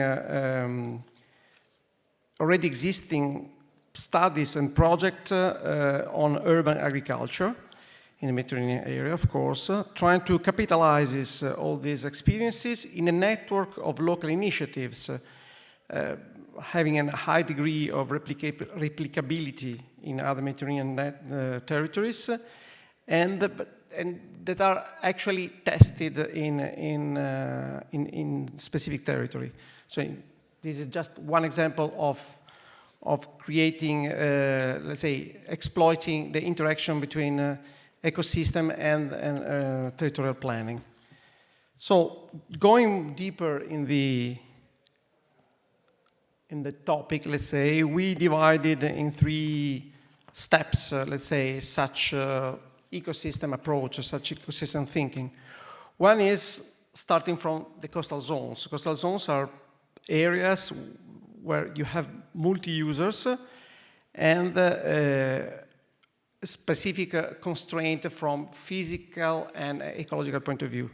So the first pillar, let's say, of our thinking should be to create a participatory planning involving institutions and local communities in order to have a common understanding, first of all, of the constraint of the needs of the area, both from ecological point of view and socioeconomic. Of course, this participatory approach is central also in the European programs methods, and especially the Interreg MED one. One example of this is the project Act for Litter, focusing on marine litter, where a model of coordinated governance is set up through a specific analysis of legal framework, analysis and development of wise legal frameworks, and also infrastructure solution, in order to have an appropriate decision-making model and to develop an action plan to be developed in 10 countries in different pilot areas. Because, as you know, we can't tackle the problem of marine litter only in one place, but in this case, the Mediterranean Sea is one system distributing, let's say, the litter in all the coastal areas. The second step, sorry, I forgot. Okay, the second step of this thinking is to look at the biodiversity conservation, to look at biodiversity as a cascade of possibilities. No? We conserve this high diversity of biological elements in order to have different possibilities of what? To have high genetic variety, for example, to have species and ecosystems more resilient, to have a higher territorial biocapacity, capacity of the territory to absorb emissions and other pollutants, etc. And also, for example, in the Mediterranean case, but in any coastal areas, also the quality, the beautiness of the land and the seascape. The example I brought is from Amare project, Our project is exploiting geospatial tools for assessing the multiple stressors focusing on coastal areas, and also to improve the monitoring approach of environmental factors with multi-criteria analysis and stakeholders engagement, in order to have a more integrated management of the maritime space. These aims are tested in 5 protected areas, in 5 marine protected areas, developing different pictures, let's say, of the territory, layers, thematic layers.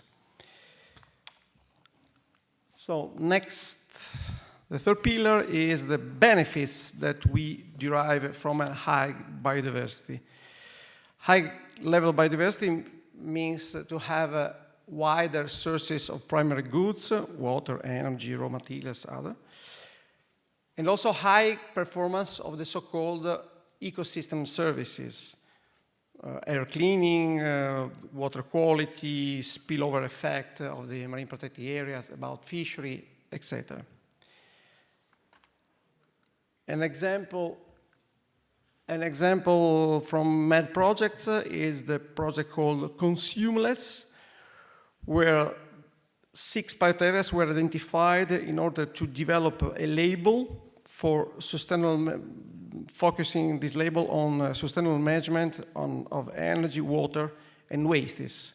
So there are 80 bodies, 80 entities already labeled, being the process to be labeled, in order to demonstrate the possibility of decrease the energy consumption, water consumption, and also the generation of waste. So following the structure already presented by a previous speaker, when we talk about social inclusion, as I already quoted in the beginning, we think about, first of all, the participatory approach, meaning the engagement of all stakeholders involved in coastal management, especially the locally based stakeholders. So among the projects, we identified as an example the project WetNet, dealing with wetlands. In this project, they are developing formal contracts involving the three groups, let's say 3 target groups, meaning the users, the users of the wetland, the economic actors working on the wetlands, and the public entities. This formal contract designed by these 3 groups should bring to a better coordination also in the different levels of spatial planning. And also, this process is pretty obvious now, should induce to reduce the conflicts among the different actors and uses. So when speaking about economic inclusion, of course, it was already said, we think about growth, economic growth, so increase of incomes and also increase of employment. The point is that this generic concept integrated in this ecosystem thinking means, let's say, an appropriate management of natural resources in order to reduce the impacts to the natural resources that are the basis for the economic activities. So, of course, when speaking about coastal areas, we are one of the main activity is fishery, small-scale fishery. And there is a project whose lead partner is speaking in this moment to you, Fish MPA Blue, dealing with small-scale fishermen in 11 pilot marine protected areas from 6 countries. So we identified 11 marine protected areas with different features, but in all of them with already undergoing dialogue between the Marine Protected Area Managing Authority and the local fishermen, the small scale. The point is that the small-scale fishermen are going to disappear in the Mediterranean with the current trends, because of course, as already said by someone else, industrial fishery collect, I guess, 70% of the total production of fish in the Mediterranean, while the small scale only the 30. But from employees' point of view, the 60% of employees pertain to the small-scale fishery. So there is ecological reasons, but also social reasons in order to try to support this loser sector in the wider competition. And in this project, we try to develop together with the local fishermen specific action plan for managing the fishery within and around the marine protected area with management measures that can assure the ecological needs, but also can keep or improve the income of the fishermen and especially also the quality of their job. And last part is the territorial inclusion, Territorial inclusion means, since in a coastal area you have the local stakeholders, but also you have stronger players coming from outside the area, like the big cities or the shipping corporation, etc. So we have to find a new role to coastal areas, and in this new role, we try to support the local actors trying to develop new sustainable patterns of development. So this proactive concept of conservation. The project I'm proposing is, there are two, by the way. One is Med Sea litter, again dealing with litter reduction, let's say, and where the main action is the adoption of protocols involving the different institutions locally based, and especially some marine protected areas, so-called plastic busters, let's say, in order to define a joint governance plan to collect, to reduce the litter in the marine area. And the second project is Spyros for MPAs, again with involvement of marine protected areas, where a regional integrated framework to develop baselines, recommendations, and policy tools is undergoing. This project has just started, so it is in the early stage. Final, I have to close with a wrap-up, let's say, of what I said, but it is quite intuitive that a good balance between ecosystem needs, but also human needs, it is needed in a particular space like a coastal area is, taking into consideration local communities' wishes. So that's it. I guess it's okay. Very good. Thank you. Thank you very much.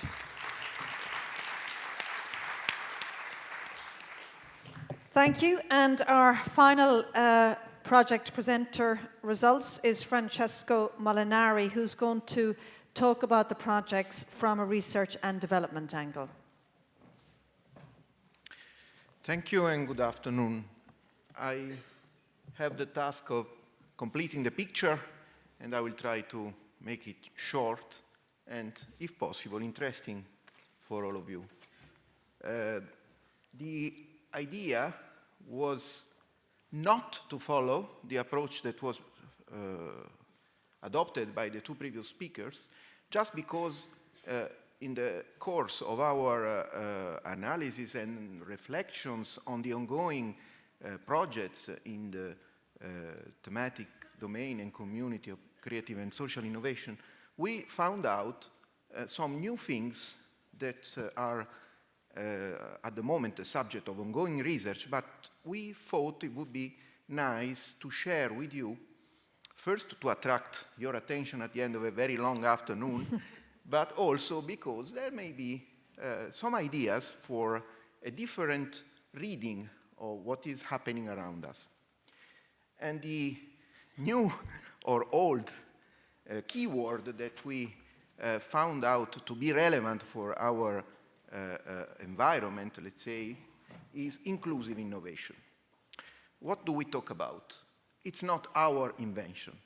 Luckily, someone far more important than myself, a team at OECD, has developed very recently this concept, which is basically about involving, engaging, making sure that those that are unrepresented or underrepresented in innovation can be included by some trick or process or purposeful action. So it's about putting the two things together, inclusion on one hand, in the way we are all familiar with its meaning, and innovation. What we found out is that there are some good reasons for thinking that this inclusive innovation concept may act as a bridge between the other two inclusive things we are familiar with. On the right-hand side of this slide, the inclusive growth concept, I don't need to get into it, but also on the left-hand side, the inclusive R&D, which may be tricky or unattractive, but if you think of it, there is a lot that we have become familiar with over the past 5 to 10 to 15 years. Just think of user integration within the processes of product and service development. Just think of user-driven innovation, open innovation, living labs, all that stuff. There is a probably consolidated framework that says, if we open up our closed-door laboratories to the contamination with real-life conditions and people, we will achieve better results for our research and development activities. So this is something we can already take for granted somehow. And we have on the other side, like I said, the concept of economic inclusion, social inclusion, territorial inclusion. I didn't forget about them. But now the reflection is about trying to find whether there are possible connections between inclusive R&D and inclusive growth that can be filtered by this third element, third component that we are trying to push in between the two. Where should I? Okay. So while the mainstream or the main flow goes from left to right, for us, it is being more or less about doing the reverse engineering exercise, reading back the contents of policies and programs and later projects and practices in light of this new thing. So let me now explain a bit more operationally. Again, this picture is not mine. It comes from a very nice portal that is online, and you can access this portal by clicking on that long URL, sorry for that, which is co-authored by OECD again and the World Bank. And it is about, again, inclusive policy, inclusive innovation, and a sort of mapping all around the world of inclusive innovation experiences. And nice thing, you remember for sure, I was telling you a lie that I forgot about the economic and social and territorial inclusion. If you read the three labels, no? Below the three pictures, you can easily find, again, a categorization based on very familiar arguments or elements. Social inclusiveness, meaning that we are broadening the group of innovators we engage in our activities. Industrial means that we are more encompassing with the business sector, and especially the traditional sectors, those that are probably ailing more in this era of transformation. And finally, territorial inclusiveness being about narrowing the gap between the leaders and the lagging behind countries. This is not a theory. This is a mapping, a sort of descriptive paradigm. The experiences that are mapped within this portal are presented, are clustered according to these three groups. And so now the idea that we had was to take these three pillars as the foundations of a house. And the roof of that house is what I called the med touch. And the med touch is about three main things that we have abstracted from our personal reading of what is happening around us in terms of, like I said, projects and pilots and practices. And so we have, in connection with finding more innovators around us, the concept of knowledge champions.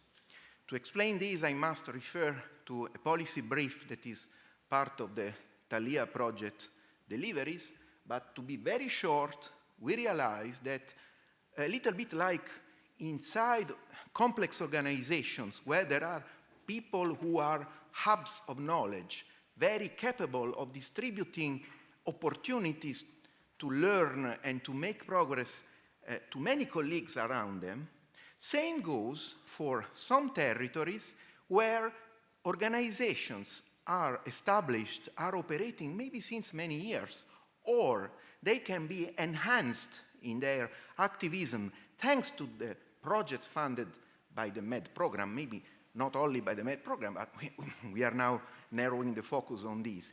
So this is a nice thing that we are exploring, and like I said, there is a policy brief I can point you to if you want to learn more. And then we have the story about the traditional sectors and the inclusion of more businesses and the strive at making sure that businesses do not die because of the transformative era that we are living in. And this, for us, is characterized by a number of different projects, and my presentation will finish with a quick list of these projects that are trying to do this.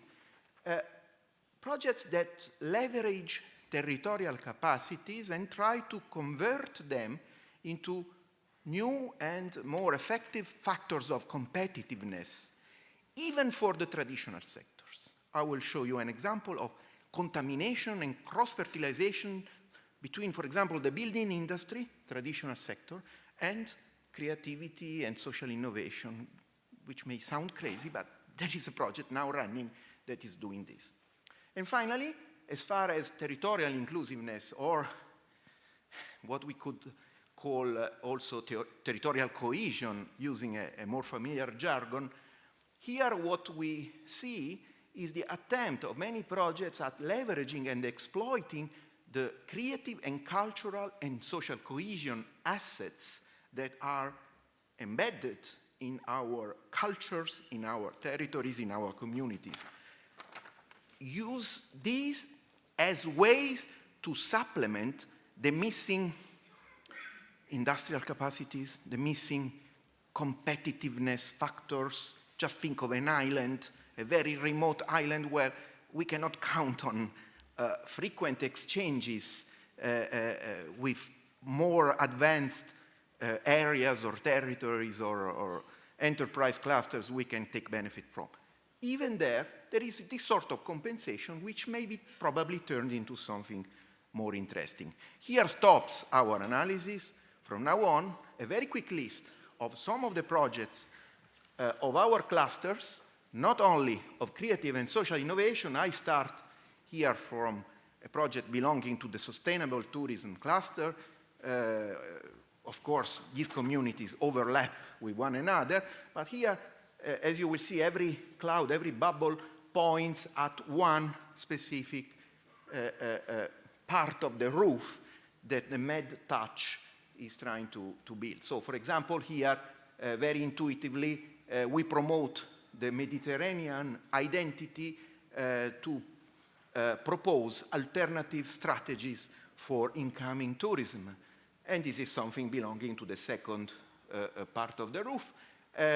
Just to give some information, we are speaking about 200 public authorities involved. So it is a very huge effort in that direction. Another project comes, and I already mentioned that, from the social and creative community.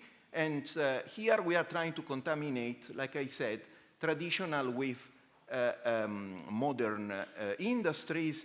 And we think that the project itself, the consortium, and all the entities belonging to the different pilots, we are speaking about 10 pilot sites, 17 partners, 5 countries. They are somehow acting as knowledge champions, bridging the two sides of the river with an innovative and original proposition.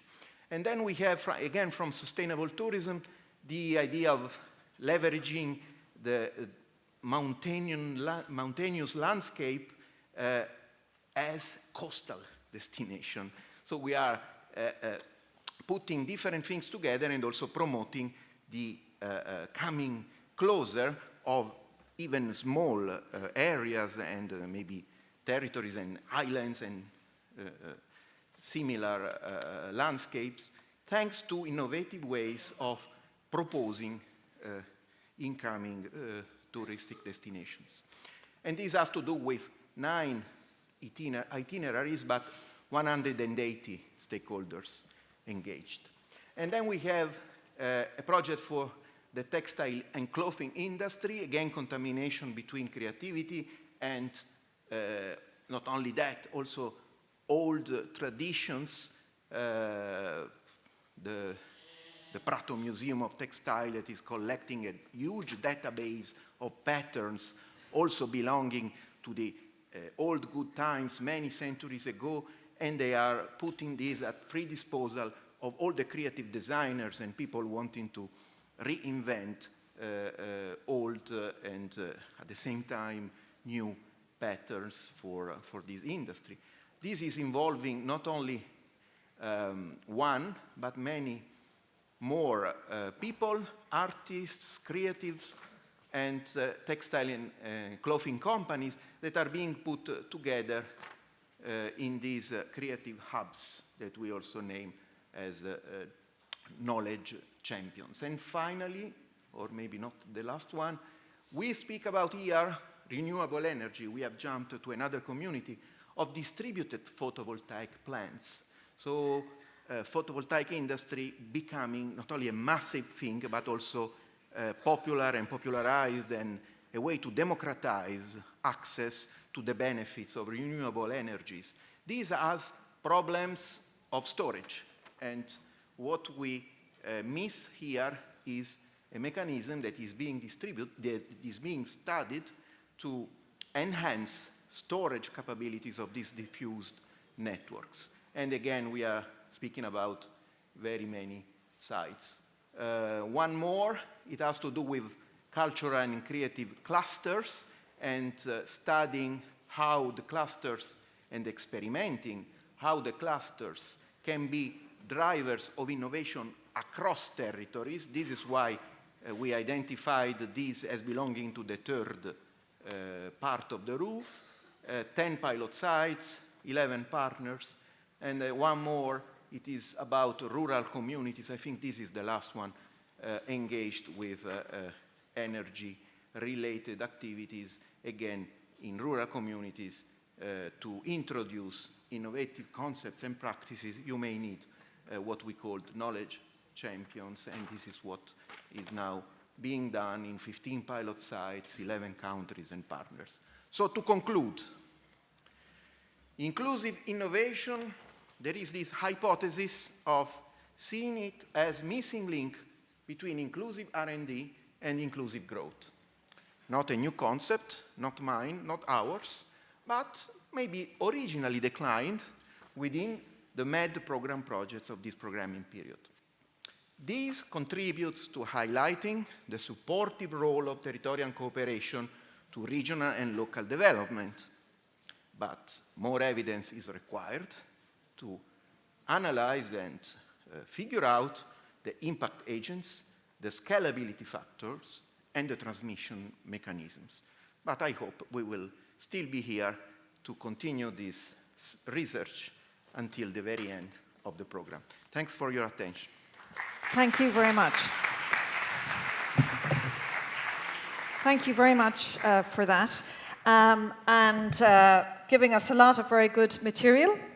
So you're free to go. Thank you. So that brings us to our final panel debate. Again, any contributions you can make through Slido would be great, especially at this time of the day. I know energy is sapped, so if you can keep your comments and questions coming through the Slido app, that would be great for our final panel debate. Now, let me introduce our 5 speakers participating in this.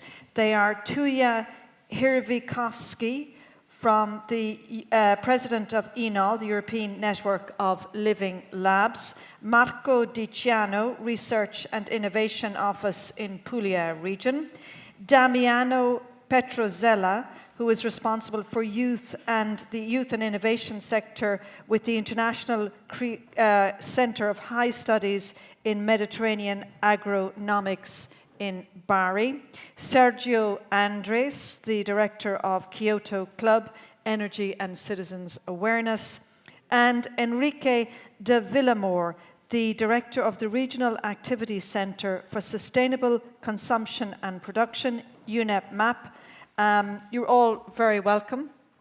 And again, I think now we have 5 here, so I don't know how you're going to divvy up the microphone, but there's one between 3 of you, but maybe you can swap them around as well, depending on how we get on with the questions. So again, I have a number of questions to put to you. Some of them are quite technical, but maybe a comment rather than just going straight to a question from some of you. Now, if I can start off with you, Tuija, a comment on what you have seen so far and the breadth, the range of projects that are out there, especially from those we're hearing on inclusive growth. And I'll give you this mic. I hope it's on. Yes, it's on. Good. So first of all, thank you so much for all the lovely presentations, both in the previous session and during this session of inclusiveness. So during the previous session, we certainly heard what excellent science technology-driven innovation is about. But what we heard here now is what is emerging, what will be next to the traditional scientifically driven linear innovation process. So here we are speaking about collaboration, participation, inclusiveness in very many different ways. And Francesco and colleagues, I believe that you really need to do your job properly in order to show also the real impact, to do properly the evaluation in order to show that this model works. I have seen it elsewhere as well, but I'm really fascinated about the tangible projects that people have been running here. And if I may add one more thing. Yes, no, absolutely, yes. Even though ENOL, European Network of Living Labs, it's located in Brussels, and actually we will have a comparative session there in early May, 7th of May, comparing the Mediterranean way and the Belgium way. But I'm my home country is Finland, so Baltic Sea region. And I would like to copy many of these projects and also methods to bring back to the archipelago and to the coastline and to the cultural regional areas in Baltic Sea region. So I would like to provoke the discussion already here that we can learn from each other and we can bring the ideas from one part of Europe to the other part of the Europe. So thank you so much. And in Finland, I think you have examples of good collaboration in certain areas. But What's your idea of a very good example of inclusive growth, of an inclusive growth project or concept? When I look at the Thalia project, I think we have been running a project after project, and the great thing that Thalia project is introducing is a method how to orchestrate, how to analyze and how to map different projects and different stakeholders in order to help to orchestrate the different stakeholders in different regions. Because otherwise we will be in silos, and it's very difficult to create any real impact. And then, since if I understood correctly, there is continuous feedback loop between individual projects and policy making. That is how we are developing our societies. That is how we have real potential to involve the citizens. Because by creating the trust between the different stakeholders, it will be easier for any citizen to join these marvelous initiatives. And look, at least I wouldn't like to be the object of anyone. I'm a researcher, but still, I believe that as an individual, I'm the subject of my own life. And I like to be attracted to collaborate with the others, not to be pushed or not to be an object or a factor of a research project. So this way, I certainly believe that the impact of what these projects are creating and generating for people and the societies and also for businesses, this is the right way to go. And just we were hearing some of them, there are quite a few transnational projects. Is that the most successful way to go about it, that you reach out beyond your borders, beyond your regions and localities?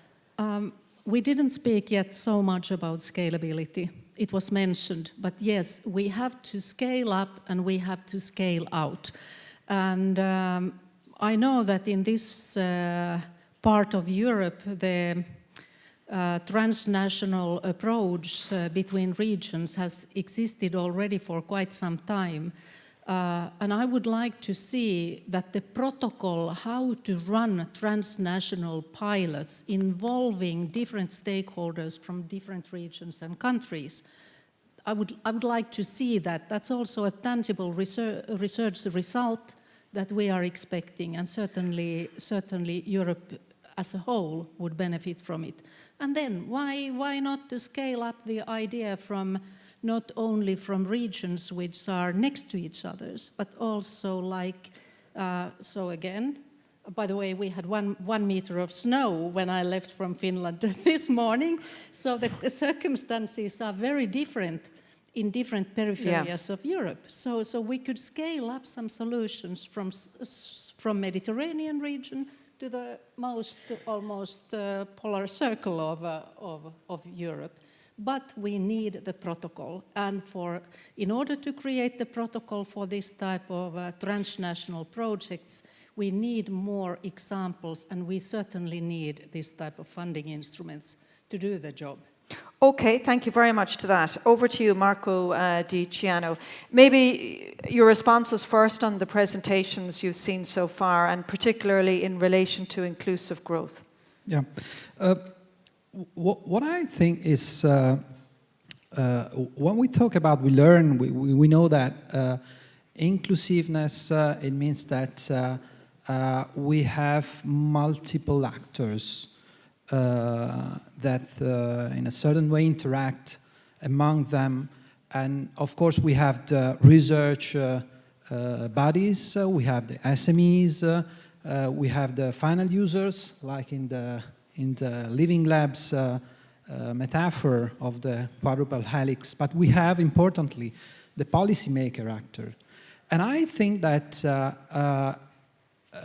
what is really missing at this point of the day is that if we would like to capitalize, as we were saying before, scale up, or I would say at least use the results of the project, we have, of course, to think about the procurement of what is the results of the research activities or the goods that has been tested or produced by the SMEs.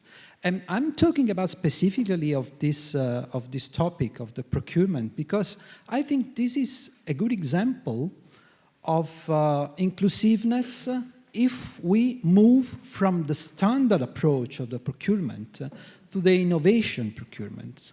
So let's think about, for example, to the pre-commercial procurement. This is an inclusive by design approach, you know, because you have, first of all, to interact with the SMEs, then you have to interact with public authorities who is expressing the needs or the functional specification, you know, and then you have to build up a tender that is not a standard tender. You have to follow a certain rules, but you are free to get down the barriers for the startups, for the SMEs, and for all the actors that would like to take part to this tender. So I have the feeling that some kind of instruments at the moment at the European level exists, and of course, I mean, we have some experience on this because in our region we already implemented a couple of pilot actions on this, but I have the feeling that this is a good instrument in order to make a more operative this idea of the inclusiveness, because if you think about that, the economic aspect of the inclusive growth is the procurement. And if you move from the standard procurement to the, for example, the social challenges that you are phasing up, so you have to address a specific goods, a specific service on the market. And so you, first of all, decline the connection among economy and social activities, but also according to the territorial aspect. Because when you have the same problem, when you are a public administration that has the same challenges, the same social challenge that would like to address in the forthcoming years, and there is another public authorities like yours that would like to address the same challenge, that has the same problem, this means that if you are a procurer alone, you have a power. But if you are together with other procurers, something like a buyers group, you have a different appeal on the SMEs, on the research bodies, and suppliers that can apply to provide you the solution that you're looking for. And this is an example of inclusiveness by design that has the powerfulness of producing something different in Europe in this inclusive growth and inclusive innovation. And are we talking about projects, ideas, innovation that's generally good for the environment, that's good for people, that's good for the planet? Because some of the projects that were referred to, you know, were very good. The marine litter monitoring, there were pictures of beehives. You know, generally they seem to be do-good projects. Or are we talking about other, you know, hardcore business profit-making projects as well?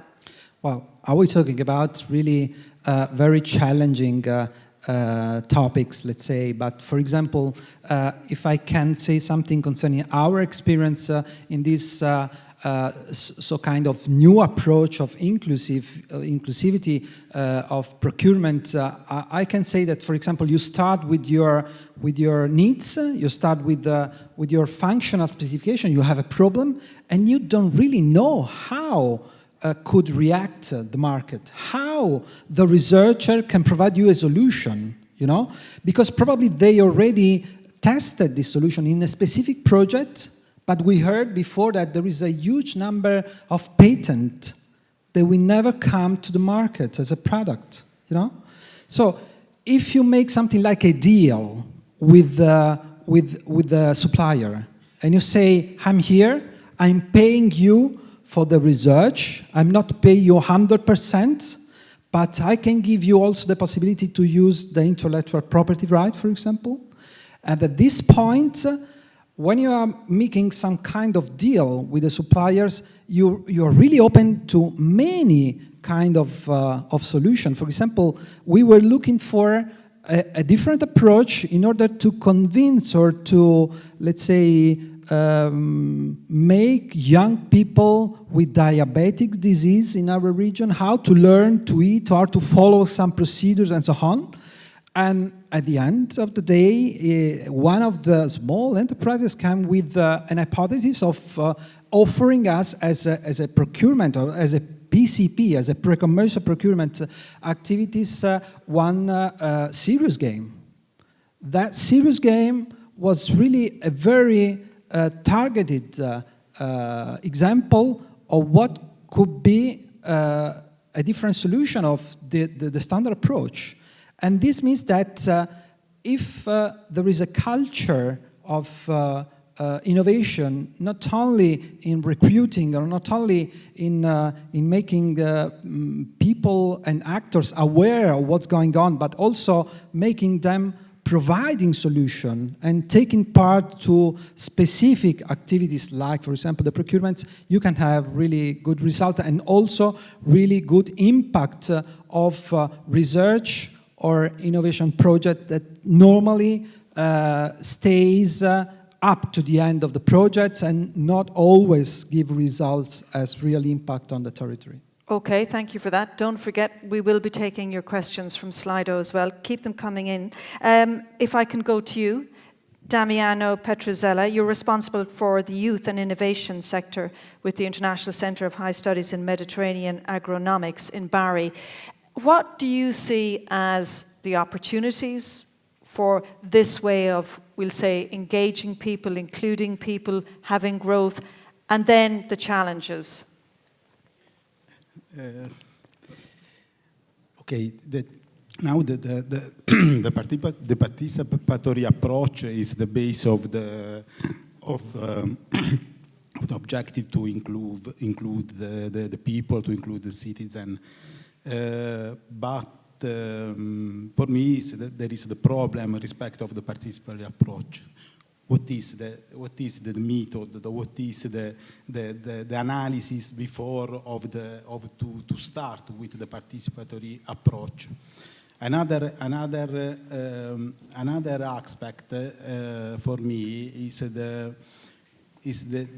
preparation of the people respect of the participatory approach, because this is very, very difficult. For example, in the case of the innovation chain, we have different people, different actors, from farmer. I am expert in agriculture, from farmer to research. But we have a different language. We speak different language. We have a different capacity to analyze the problem, to collaborate respect to solve the problem.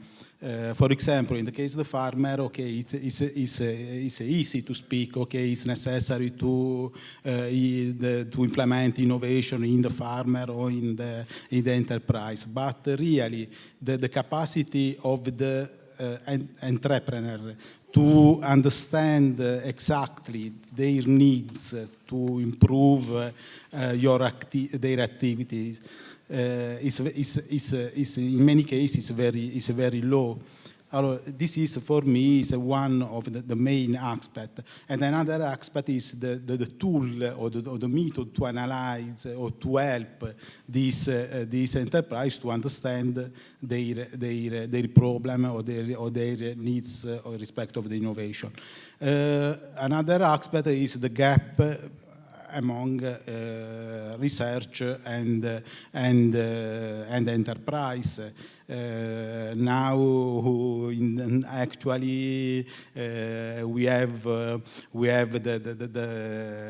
top-down approach. really in this moment the research, the results, the scientific organization produce research, but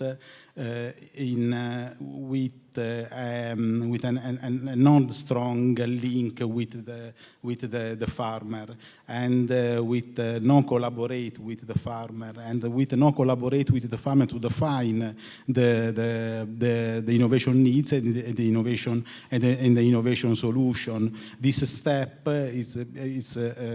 it's happen after the finish of the project of research, and this is for me it's a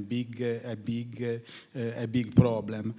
Now it's necessary to increase the capacity, the culture, the entrepreneurship culture, the innovation capacity, and to create the environment to sharing knowledge, to discuss, to understand the problem, and to collaborate to co-produce the solution.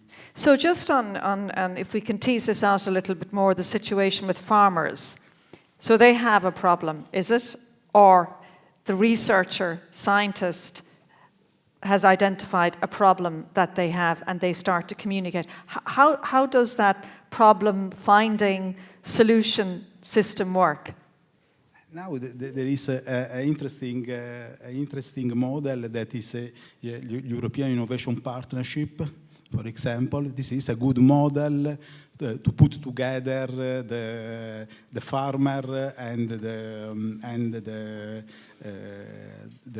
research organization, but also other actors along of the innovation chain, because we have, for example, extension services or other people, experts to understand or to explore the possible needs and the possible solution, and to help farmer and the researcher to find a sort of the common point. And for me, this AP model that in this period is implementing in each European country, for me is a good method, a good approach. Okay, and if I can move on to you then, Sergio, Andreas, maybe to pick up on that. It's a model, it's a good model, we're hearing, but needs improvement, needs tweaking. Where do you see the opportunities to improve this so that it could be rolled out in many more areas, regions and countries within certainly the Med region? It's to invest in capacity building, invest in training, invest to improve this aspect with a different in different way, different aspect for the farmer, for the researcher, but it's necessary to improve this capacity. Okay, thank you very much for that. And Sergio, maybe your response. Yes, my response would be that first of all, we must secure that in the next multi-annual financial framework, resources are there.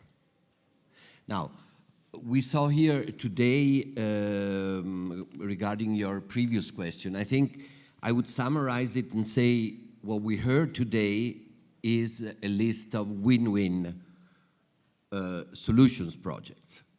They should arrive in Brussels to the colleagues deciding, discussion has started, by the way, in the past weeks, on the next post-2020 multi-annual financial frameworks.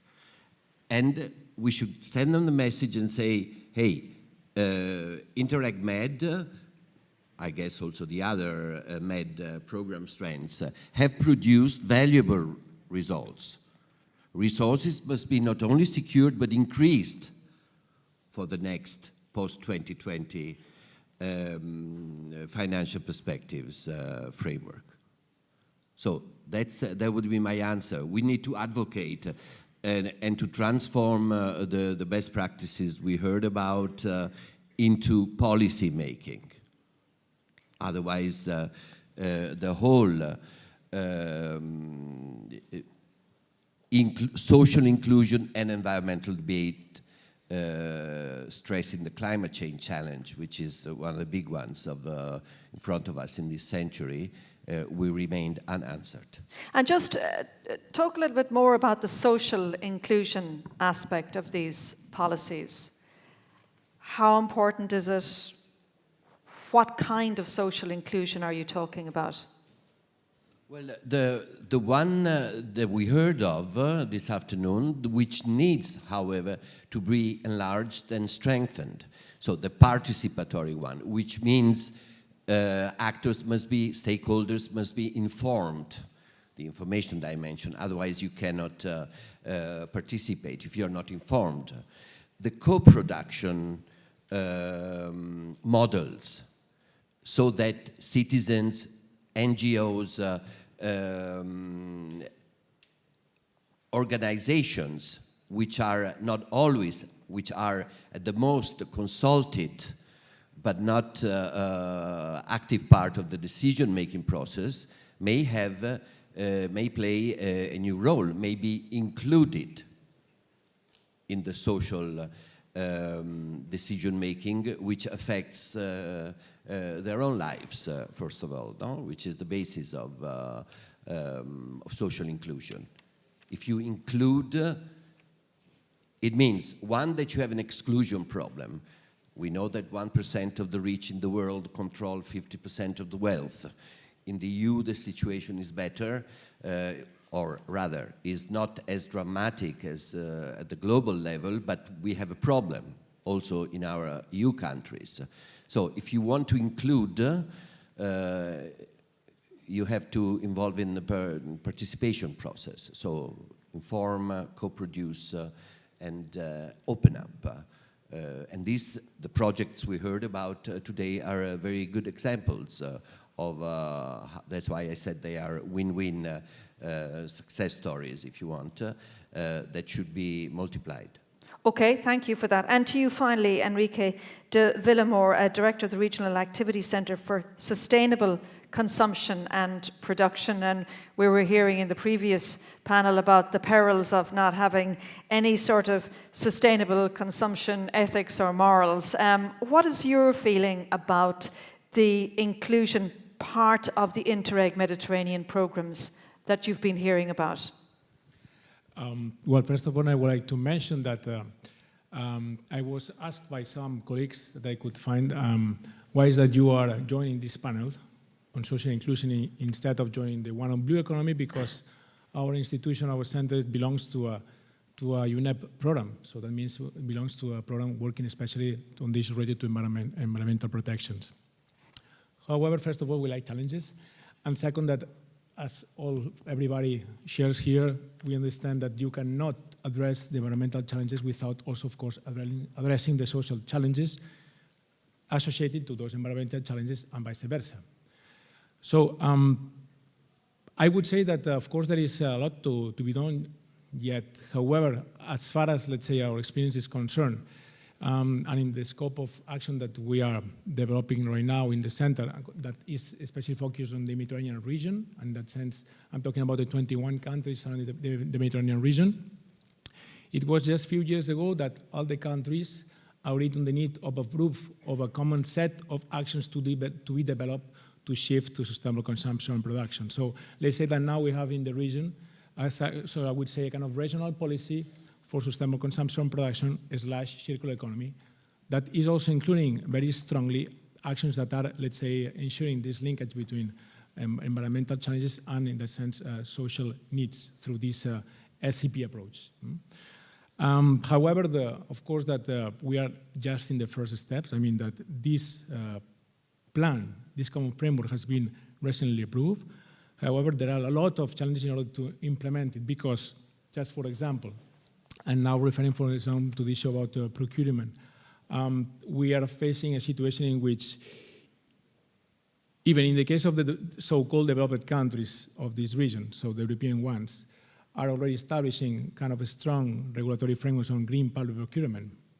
and sustainable public procurement that, as you know, refers to this kind of public procurement that is establishing as criteria for selecting possible providers, both the environmental and social criteria. Even they have a strong policy in that sense framework, they still have a lot of problems to implement it. If this is the situation for developed countries in the region, the ones from the regions which are not that in that level of development, like the ones from the MENA region, they are in that sense facing even tougher challenges because even they lack a proper regulation for conventional public procurement. So that means that, let's say, that we are having now the right framework to start working, but there is still, let's say, a far way to start implementing those actions. I would say that this is a situation, Zeljka, my colleague, was joining the previous panel, was also referring to another very important, in that sense, policy, let's say, a framework for the region, which is that ICSM, both the protocol, which is legally binding, and also this new regional strategy we're referring to. These are good instruments because, in that sense, put all the countries of the region in agreement, but now, let's say, the real challenge is coming. It's about how we really implement all this. Okay, thank you all for your opening comments on that. Now, do we have some Slido questions? We do indeed. So if we can project our slide with a Slido. Okay, here we go. Is inclusive innovation a kind of democracy, ability to participate, to take decision more maybe, like to develop or other, to enable local innovation towards inclusive development, regulatory change initiatives, i.e. legal transition, seem to be a major issue to be addressed. Buying standard goods is easier than procuring risky, innovative solutions. Why should PAs do that? Now, maybe we'll just tackle the first question first. Is inclusive innovation a kind of democracy? Perhaps, Tuija, could you take that question? Ability to participate, to take decisions? It's on, I think. My answer is simply yes. We are speaking about open innovation, which is democratic process where we believe that everybody can be empowered to become an innovator. Of course, it doesn't mean that if, sir, you have 20 years of experience as a scientific researcher or business person, we are not claiming that one single individual who spent 5 minutes or 5 weeks studying something can overtake you. But what we are saying is that the democratic process is first of all, motivating citizens to follow what is happening around them within the society. For example, the behavioral transition regarding to global warming, it's very vital. Citizens can be part of the process when we are setting the agenda, how we are spending our research money. And that is what happens already, for example, in the Netherlands. So how does that process happen? I'm not an expert specifically how they do it, but they have a process where individual citizens can suggest what kind of target or challenges should be solved and where the money should be used. And then you have also an opportunity to vote. I'm with the Commissioner Carlos Moedas, who is now in process of launching a roadmap for open science. And that is where we are trying to find out ways how we can, in a democratic way, involve the citizens or SMEs or farmers as citizens, different type of stakeholders to the official scientific processes. There are many different elements. So I mean, the aim is to try to reach out to that very varied sectors of society, from people who may have the wherewithal to be able to engage at a certain level to others who may find that more difficult. That's exactly what is happening. And I saw in previous sessions somebody was asking already about citizen science. It's one type of, we call it in NL, we call it the living labs or innovation ecosystems. but it can be addressed with the name of citizen science also. It might be a bit more narrow, more focusing on the role of data collection, whilst we believe that by engaging the citizens, particularly to social innovation processes, they can not only define the challenge, help to ideate solutions, help us to create better concepts, and help us to test and pilot our mock-ups and prototypes, and then they will be with us when we are validating the final solution and entering to the launch of the final solution. So the idea is that the different stakeholder groups, but particularly citizens, can be with us in the various different phases. And it's truly, it has to be a win-win-win. If it doesn't benefit all the different stakeholders, forget it. Okay, so Marco Di Ciano, maybe you can come back as well on that point. I would like really to give my opinion on this, because I think that it is really a democracy principle, especially the empowerment, or let's say the feeling heard. You know, the citizens that is taking part to this process of co-creation activities or participation. I really think that this is a leverage of this civic engagement culture. It is something that we have to still keep going on, making this living even more than what we are doing now, because this is one of the main goals, and leave the possibility to everybody to be included in all the process. But my question is, are we sure that public administration or the public authorities are prepared to, let's say, use, I don't know, starting from the simple feedback from the citizens, or reading from the platform the feedback of according to the improvement of services or things like that. And this is a very challenging question, because we are together with some other partners in another European project. We are trying to investigate this kind of social behavior, let's say, of the public administrator or the public officer or the civil servant, you know. And we are going to use this kind of vignette studies theory. It's something like a way that all the civil servants respond to some kind of questionnaire, to be interviewed, and just not in the direct way, but in the indirect way, you try to understand if there is a proper mindset on this side of the public administration, or let's say the policymaker, to really have the powerfulness, or really have the attitude to use the results of what is these inclusion activities that we are doing. So I definitely think that it is a democratic process, and I also think that according to these studies that I'm very interested to follow, it is not true that some advanced countries are much more close to use this inclusiveness approach than less advanced regions. And maybe if I can just go to you on that point, Damiano, we were hearing earlier today about the need for more sustainable tourism. It's one of the big messages, I think, coming through, is that we just can't, you know, go and have a holiday on a big cruise ship and land ourselves in some small place and then, you know, wreck the place while we're at it from an environmental point of view. We've got to be more sustainable. But that means as well people who deliver tourism services need to buy into that, and these are people who need to make a living in places, especially when they're only seasonally dependent for tourism.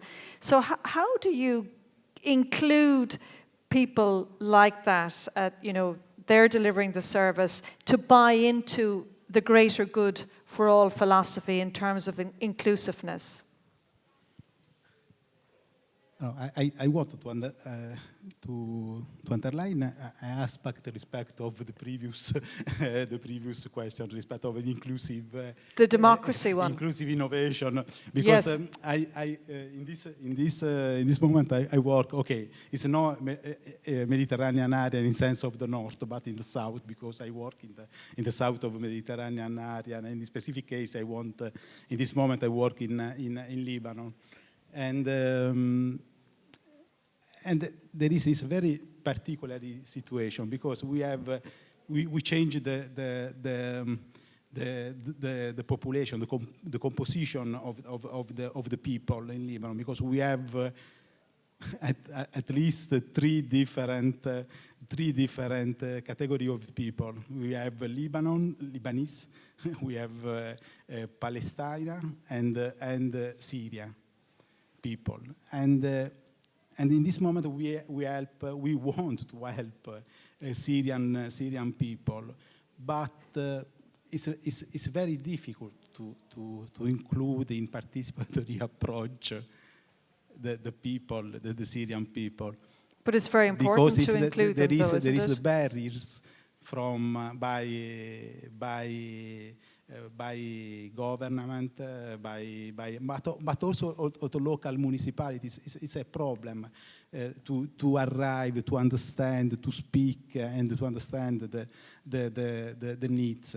And for this reason, but I think that also in my region, in Puglia, respect of the situation of the migration or the immigrate, in particular in rural area, it's very difficult to speak with these people and to include these people in participatory approach to solve their needs, their social needs.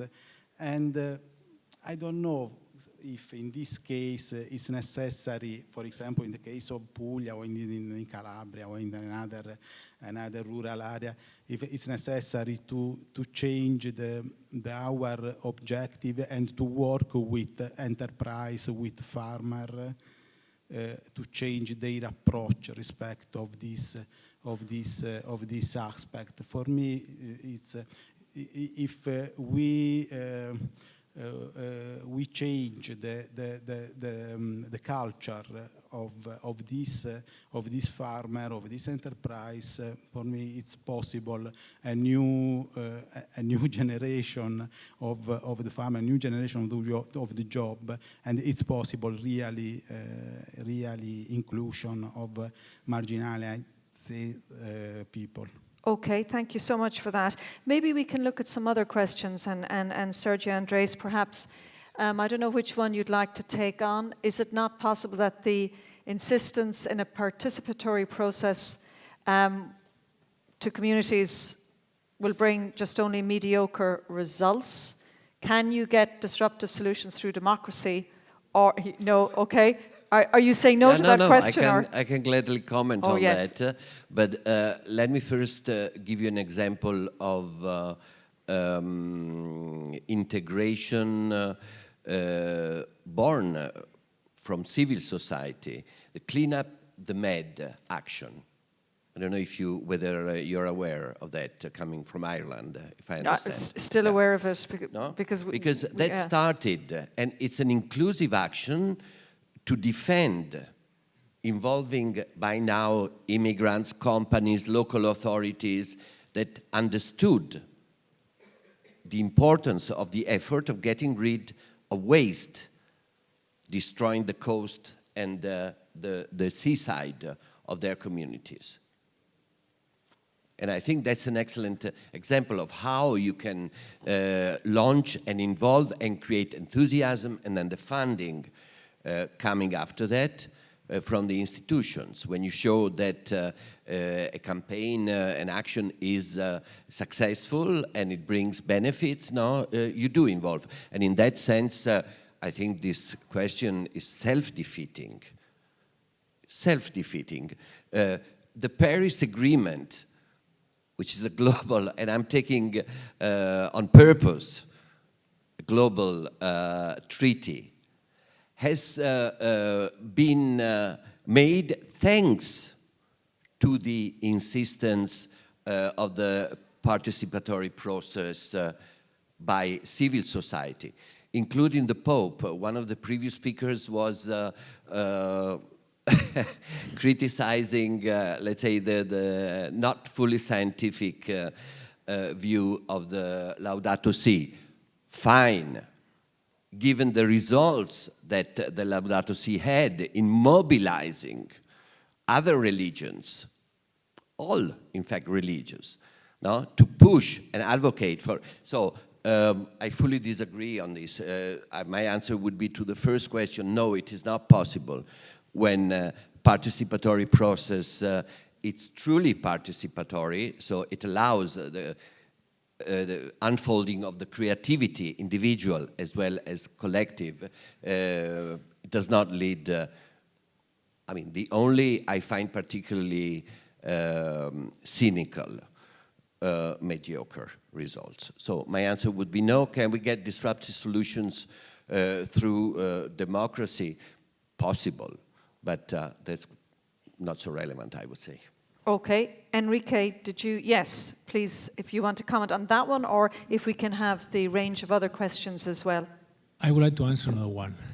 Is the one on the very first one, yes. Buying standard goods is easier than procuring risky innovative solution. Why should PAs do that? I understand that PAs stand for procurement administration or something like that. I don't know which is the... Oh, great, public authorities, right? Good. So, I mean, these kind of questions get me on my nerves, I can tell you. But of course, I really appreciate the question. But I mean, it's like when we have heard also from some banks, because also sometimes we go to banks. Just let me briefly just mention that the work that our center does is more intensively working with entrepreneurs, especially with green entrepreneurs, and try to support them, and also to try to create connections so that they can have access to funding. And many times we receive, let's say, this kind of reflection from banks about, I mean, why I should, let's say, invest in risky, let's say, innovative solutions, on green or social innovative solutions. And this question was not coming from a bank, but somebody that was kind of, let's say, representing a public authority.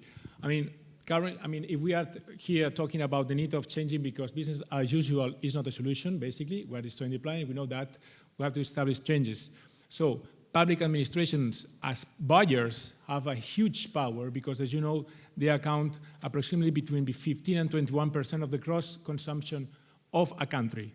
So if administrations establish serious policies in terms of green or sustainable procurement processes, you can imagine the power they have to really make companies and possible providers to think on new innovative solutions, further including, let's say, both environmental and social criteria, so that they can have, let's say, they can have the, you know,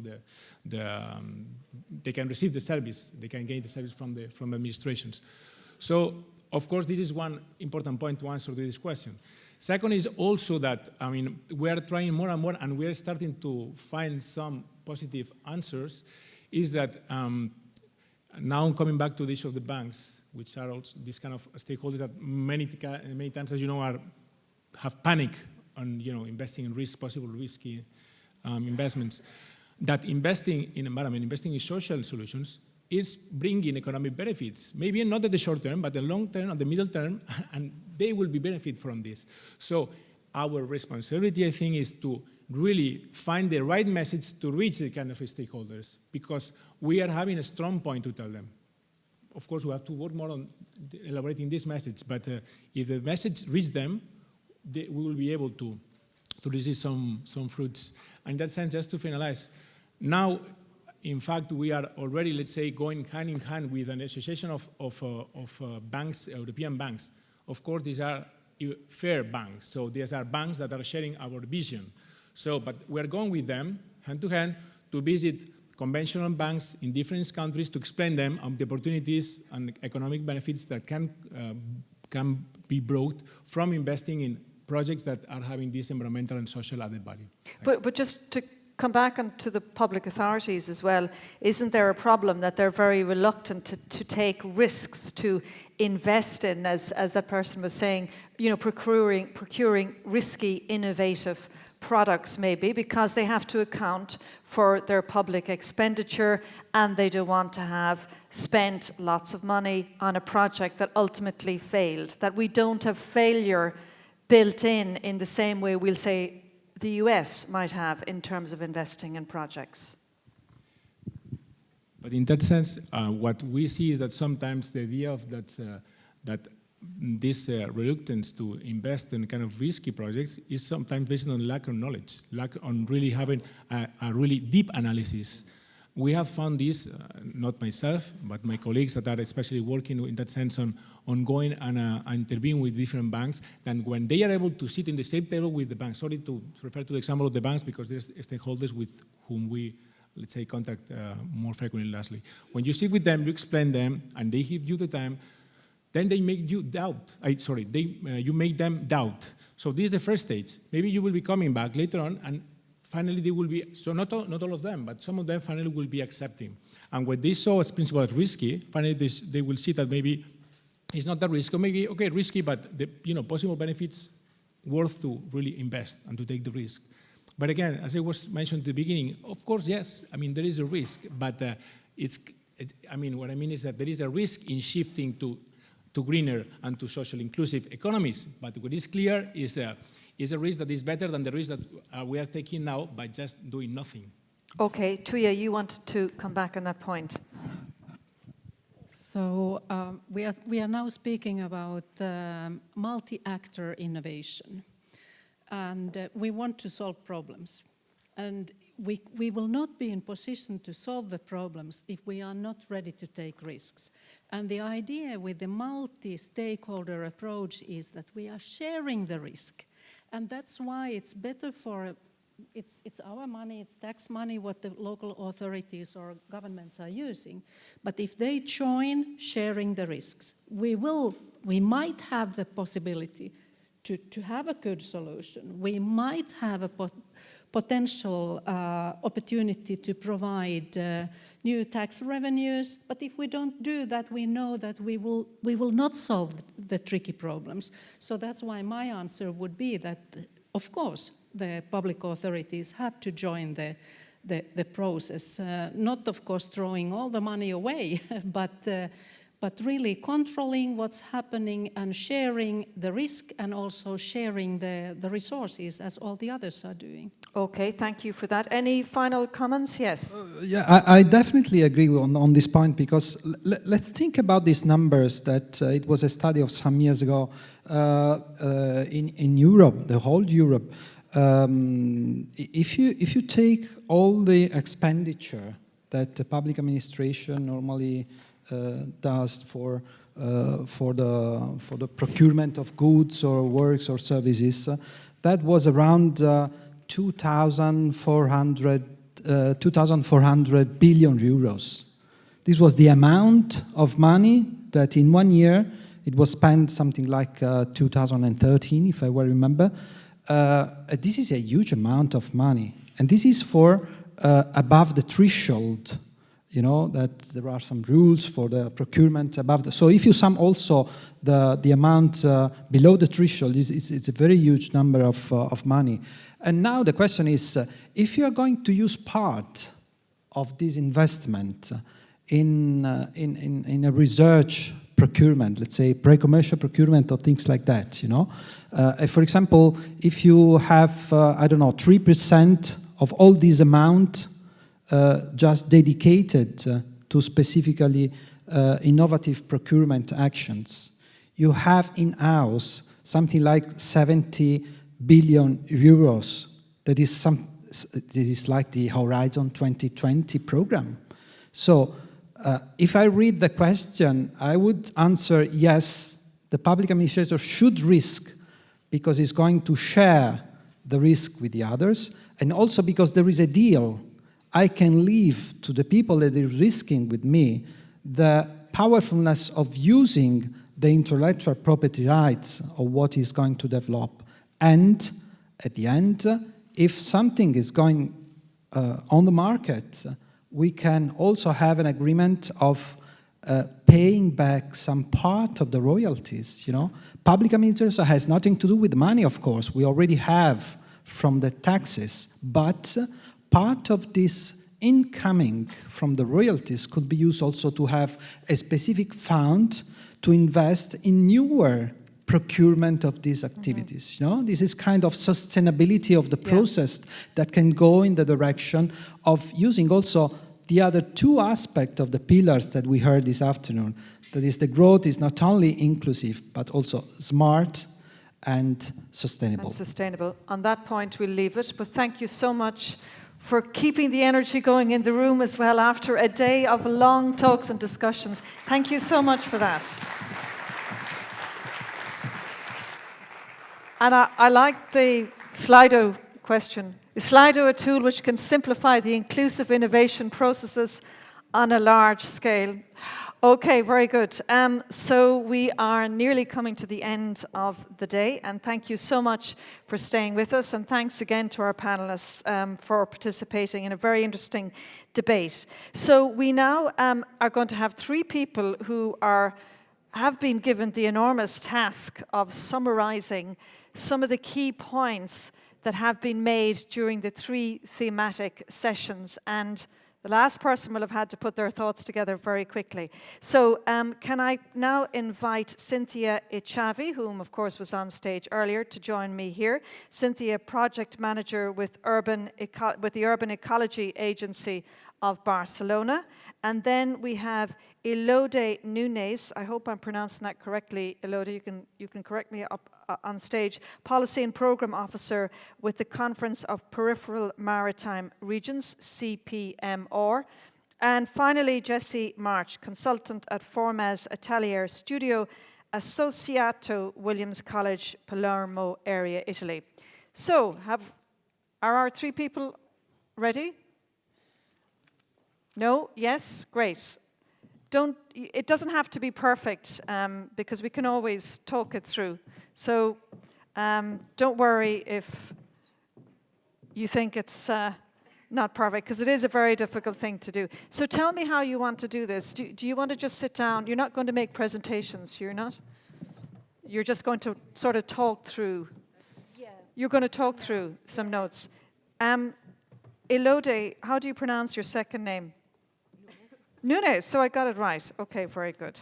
Okay, excellent. So take your mics. I think you'll be sharing one. So it's really just a wrap up to just come up with some main points of the sessions and to remind us what happened. So Cynthia, you were following the climate change thematic session. So what struck you about that and some of the main points? Yes. It's on, I think. It's on. Yes, it's on. Yeah. So I just make some notes because I think that... Is this on? Can you hear? Yes, okay. Yes? Okay. Yeah. So I think that the most important aspect that I suppose that to highlight is the lack of policies and the application on different planning or management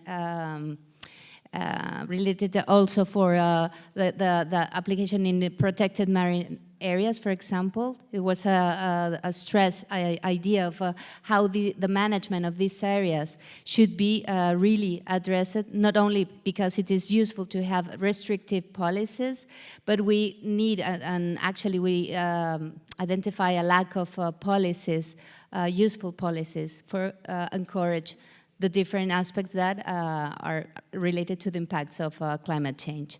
Another aspect, it's about, in terms of knowledge transfer, that I think that with the inclusive presentation, it was really, had a good feedback. But I think in the session of climate change, there was this importance of communication to citizens and how to link scientific knowledge to citizens. So, and actually in some of our community building events, we have been listening that sometimes probably it's not in a specific issue, the lack of a policy probably, but the complication and the complicated language that probably they have, that most of even local authorities do not arrive to understand it well, so they do not apply it in terms of schemes or funding. So I think communication is an important issue to solve.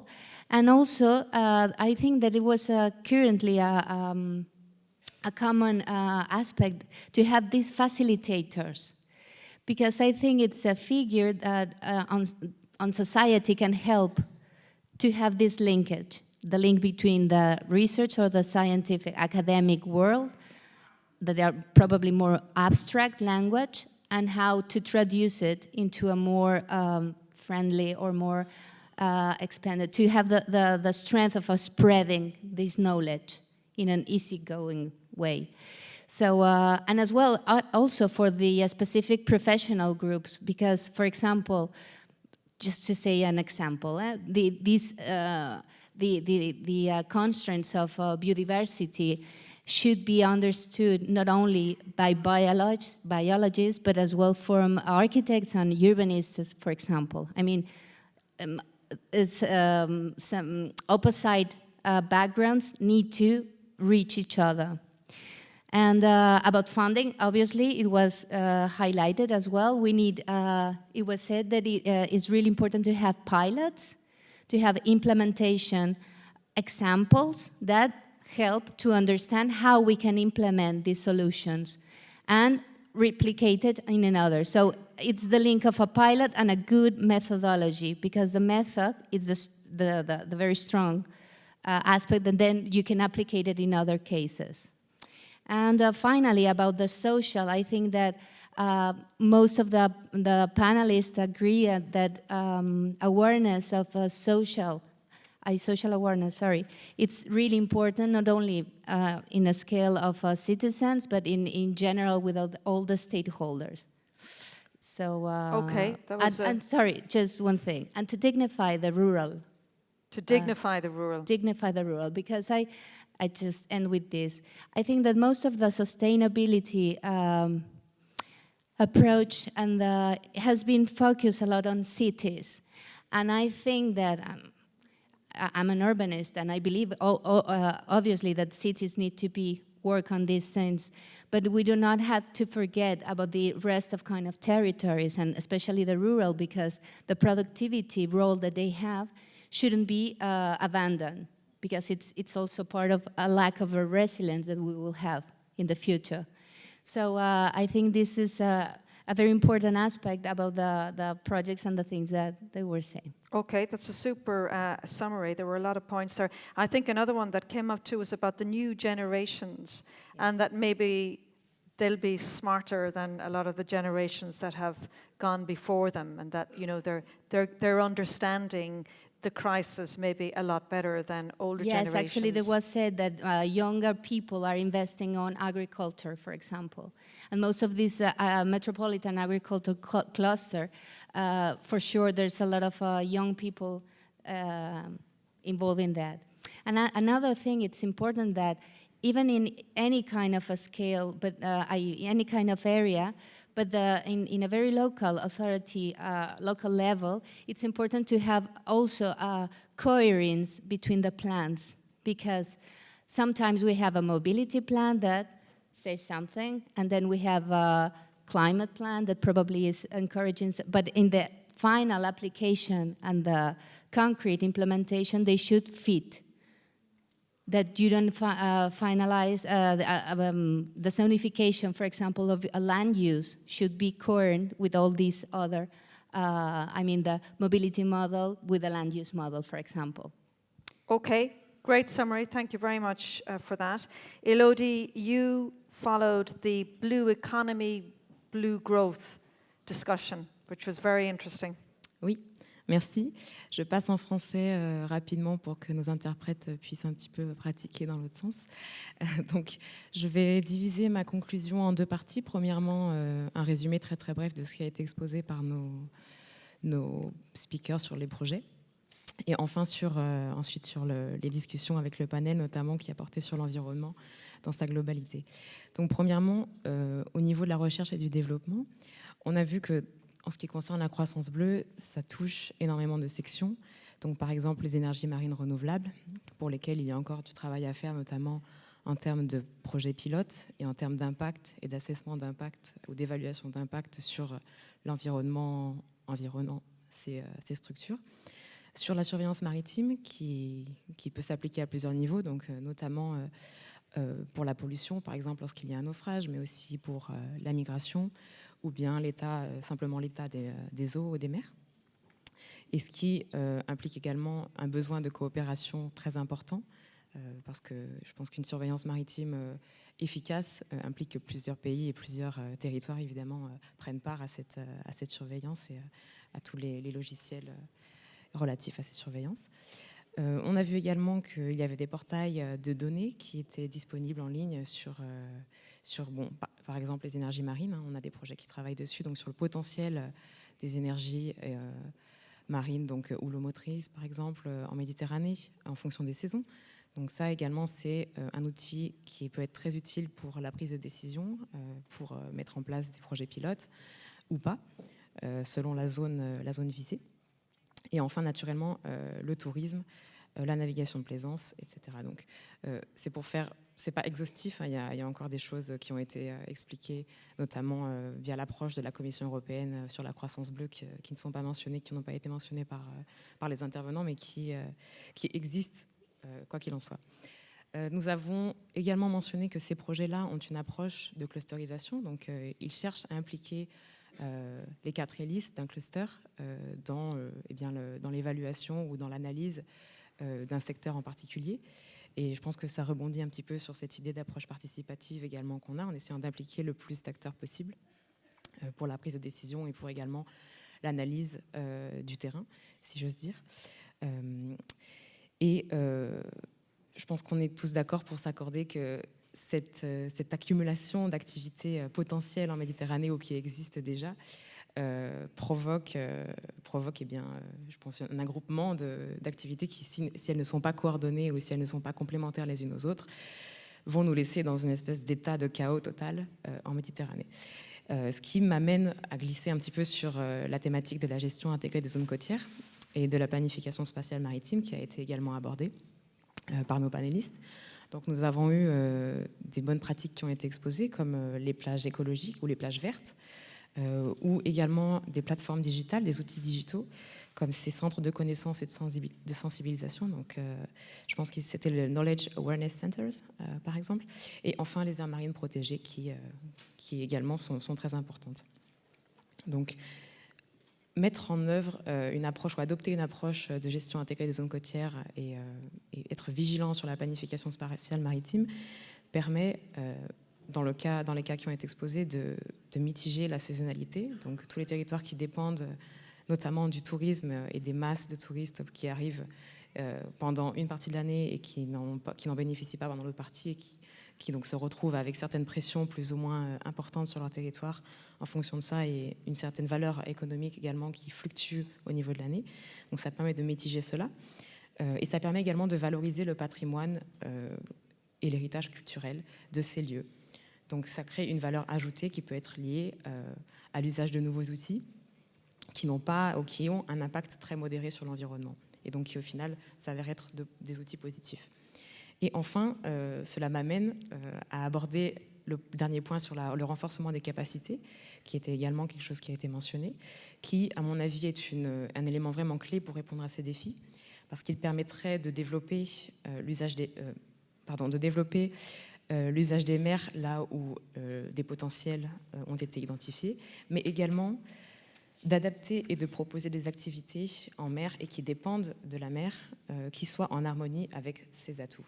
C'est-à-dire ne pas trop, ou en tout cas ne pas dégrader l'environnement, et visant à impacter, voire pas du tout, sur l'environnement. Donc ça, évidemment, c'est un objectif, ça me fera glisser sur la deuxième partie. C'est un objectif qui est difficile à apporter, parce que comme c'est un commentaire que j'aimerais faire également sur la forme de la session, mais comme d'habitude, j'aimerais dire, on a tendance à opposer un petit peu l'environnement à la croissance, et c'est un petit peu ce qui s'est passé dans cette session sur l'économie bleue. On a eu donc une session sur les moteurs potentiels de l'économie bleue, et enfin une partie de session sur l'environnement et sur les pressions que ces moteurs peuvent exercer sur l'environnement. Mais j'aimerais simplement qu'on essaie de penser peut-être, et c'est un peu un pavé que je lance dans la mare, ou en tout cas une opportunité pour parler au-delà de cette conférence, qu'on essaie d'inclure l'environnement à chaque fois qu'on pense à se développer quelle est la portée environnementale de ça? Comment est-ce qu'on peut transformer l'environnement en une valeur ajoutée et non pas une limite? Comment est-ce que l'environnement peut être eh bien, quelque chose que l'on peut... Alors, certains seront d'accord, certains peut-être pas, mais comment est-ce qu'on peut marketer peut-être l'environnement? Non pas en termes pécuniers, mais en termes de valeur ajoutée. Et comme ça a été bien expliqué, si on a une base de ressources qui est appauvrie ou qui est médiocre, on ne pourra pas tirer un bon produit de cette exploitation. Donc comment est-ce qu'on peut à la base protéger cet environnement-là pour en tirer de vrais bénéfices, mais qui soient également en harmonie et en respect avec la vie de cet environnement? Voilà. J'aimerais dernièrement faire un petit point sur la communication, donc on en a déjà parlé, la communication avec les citoyens. J'ajouterais que ce n'est pas simplement avec les citoyens, mais c'est également une communication qui doit viser tous les niveaux de gouvernance. Et je dirais dans l'objectif d'avoir une action simultanée. Donc autant au niveau des citoyens, mais également au niveau du secteur privé, au niveau des ONG, au niveau des politiciens, des personnes qui réfléchissent sur l'élaboration de nos lois, etc. Voilà, ce sont plus ou moins mes derniers mots. J'encourage donc, on a vu qu'il y a certains projets qui se focalisent sur des recommandations à adresser à nos politiques.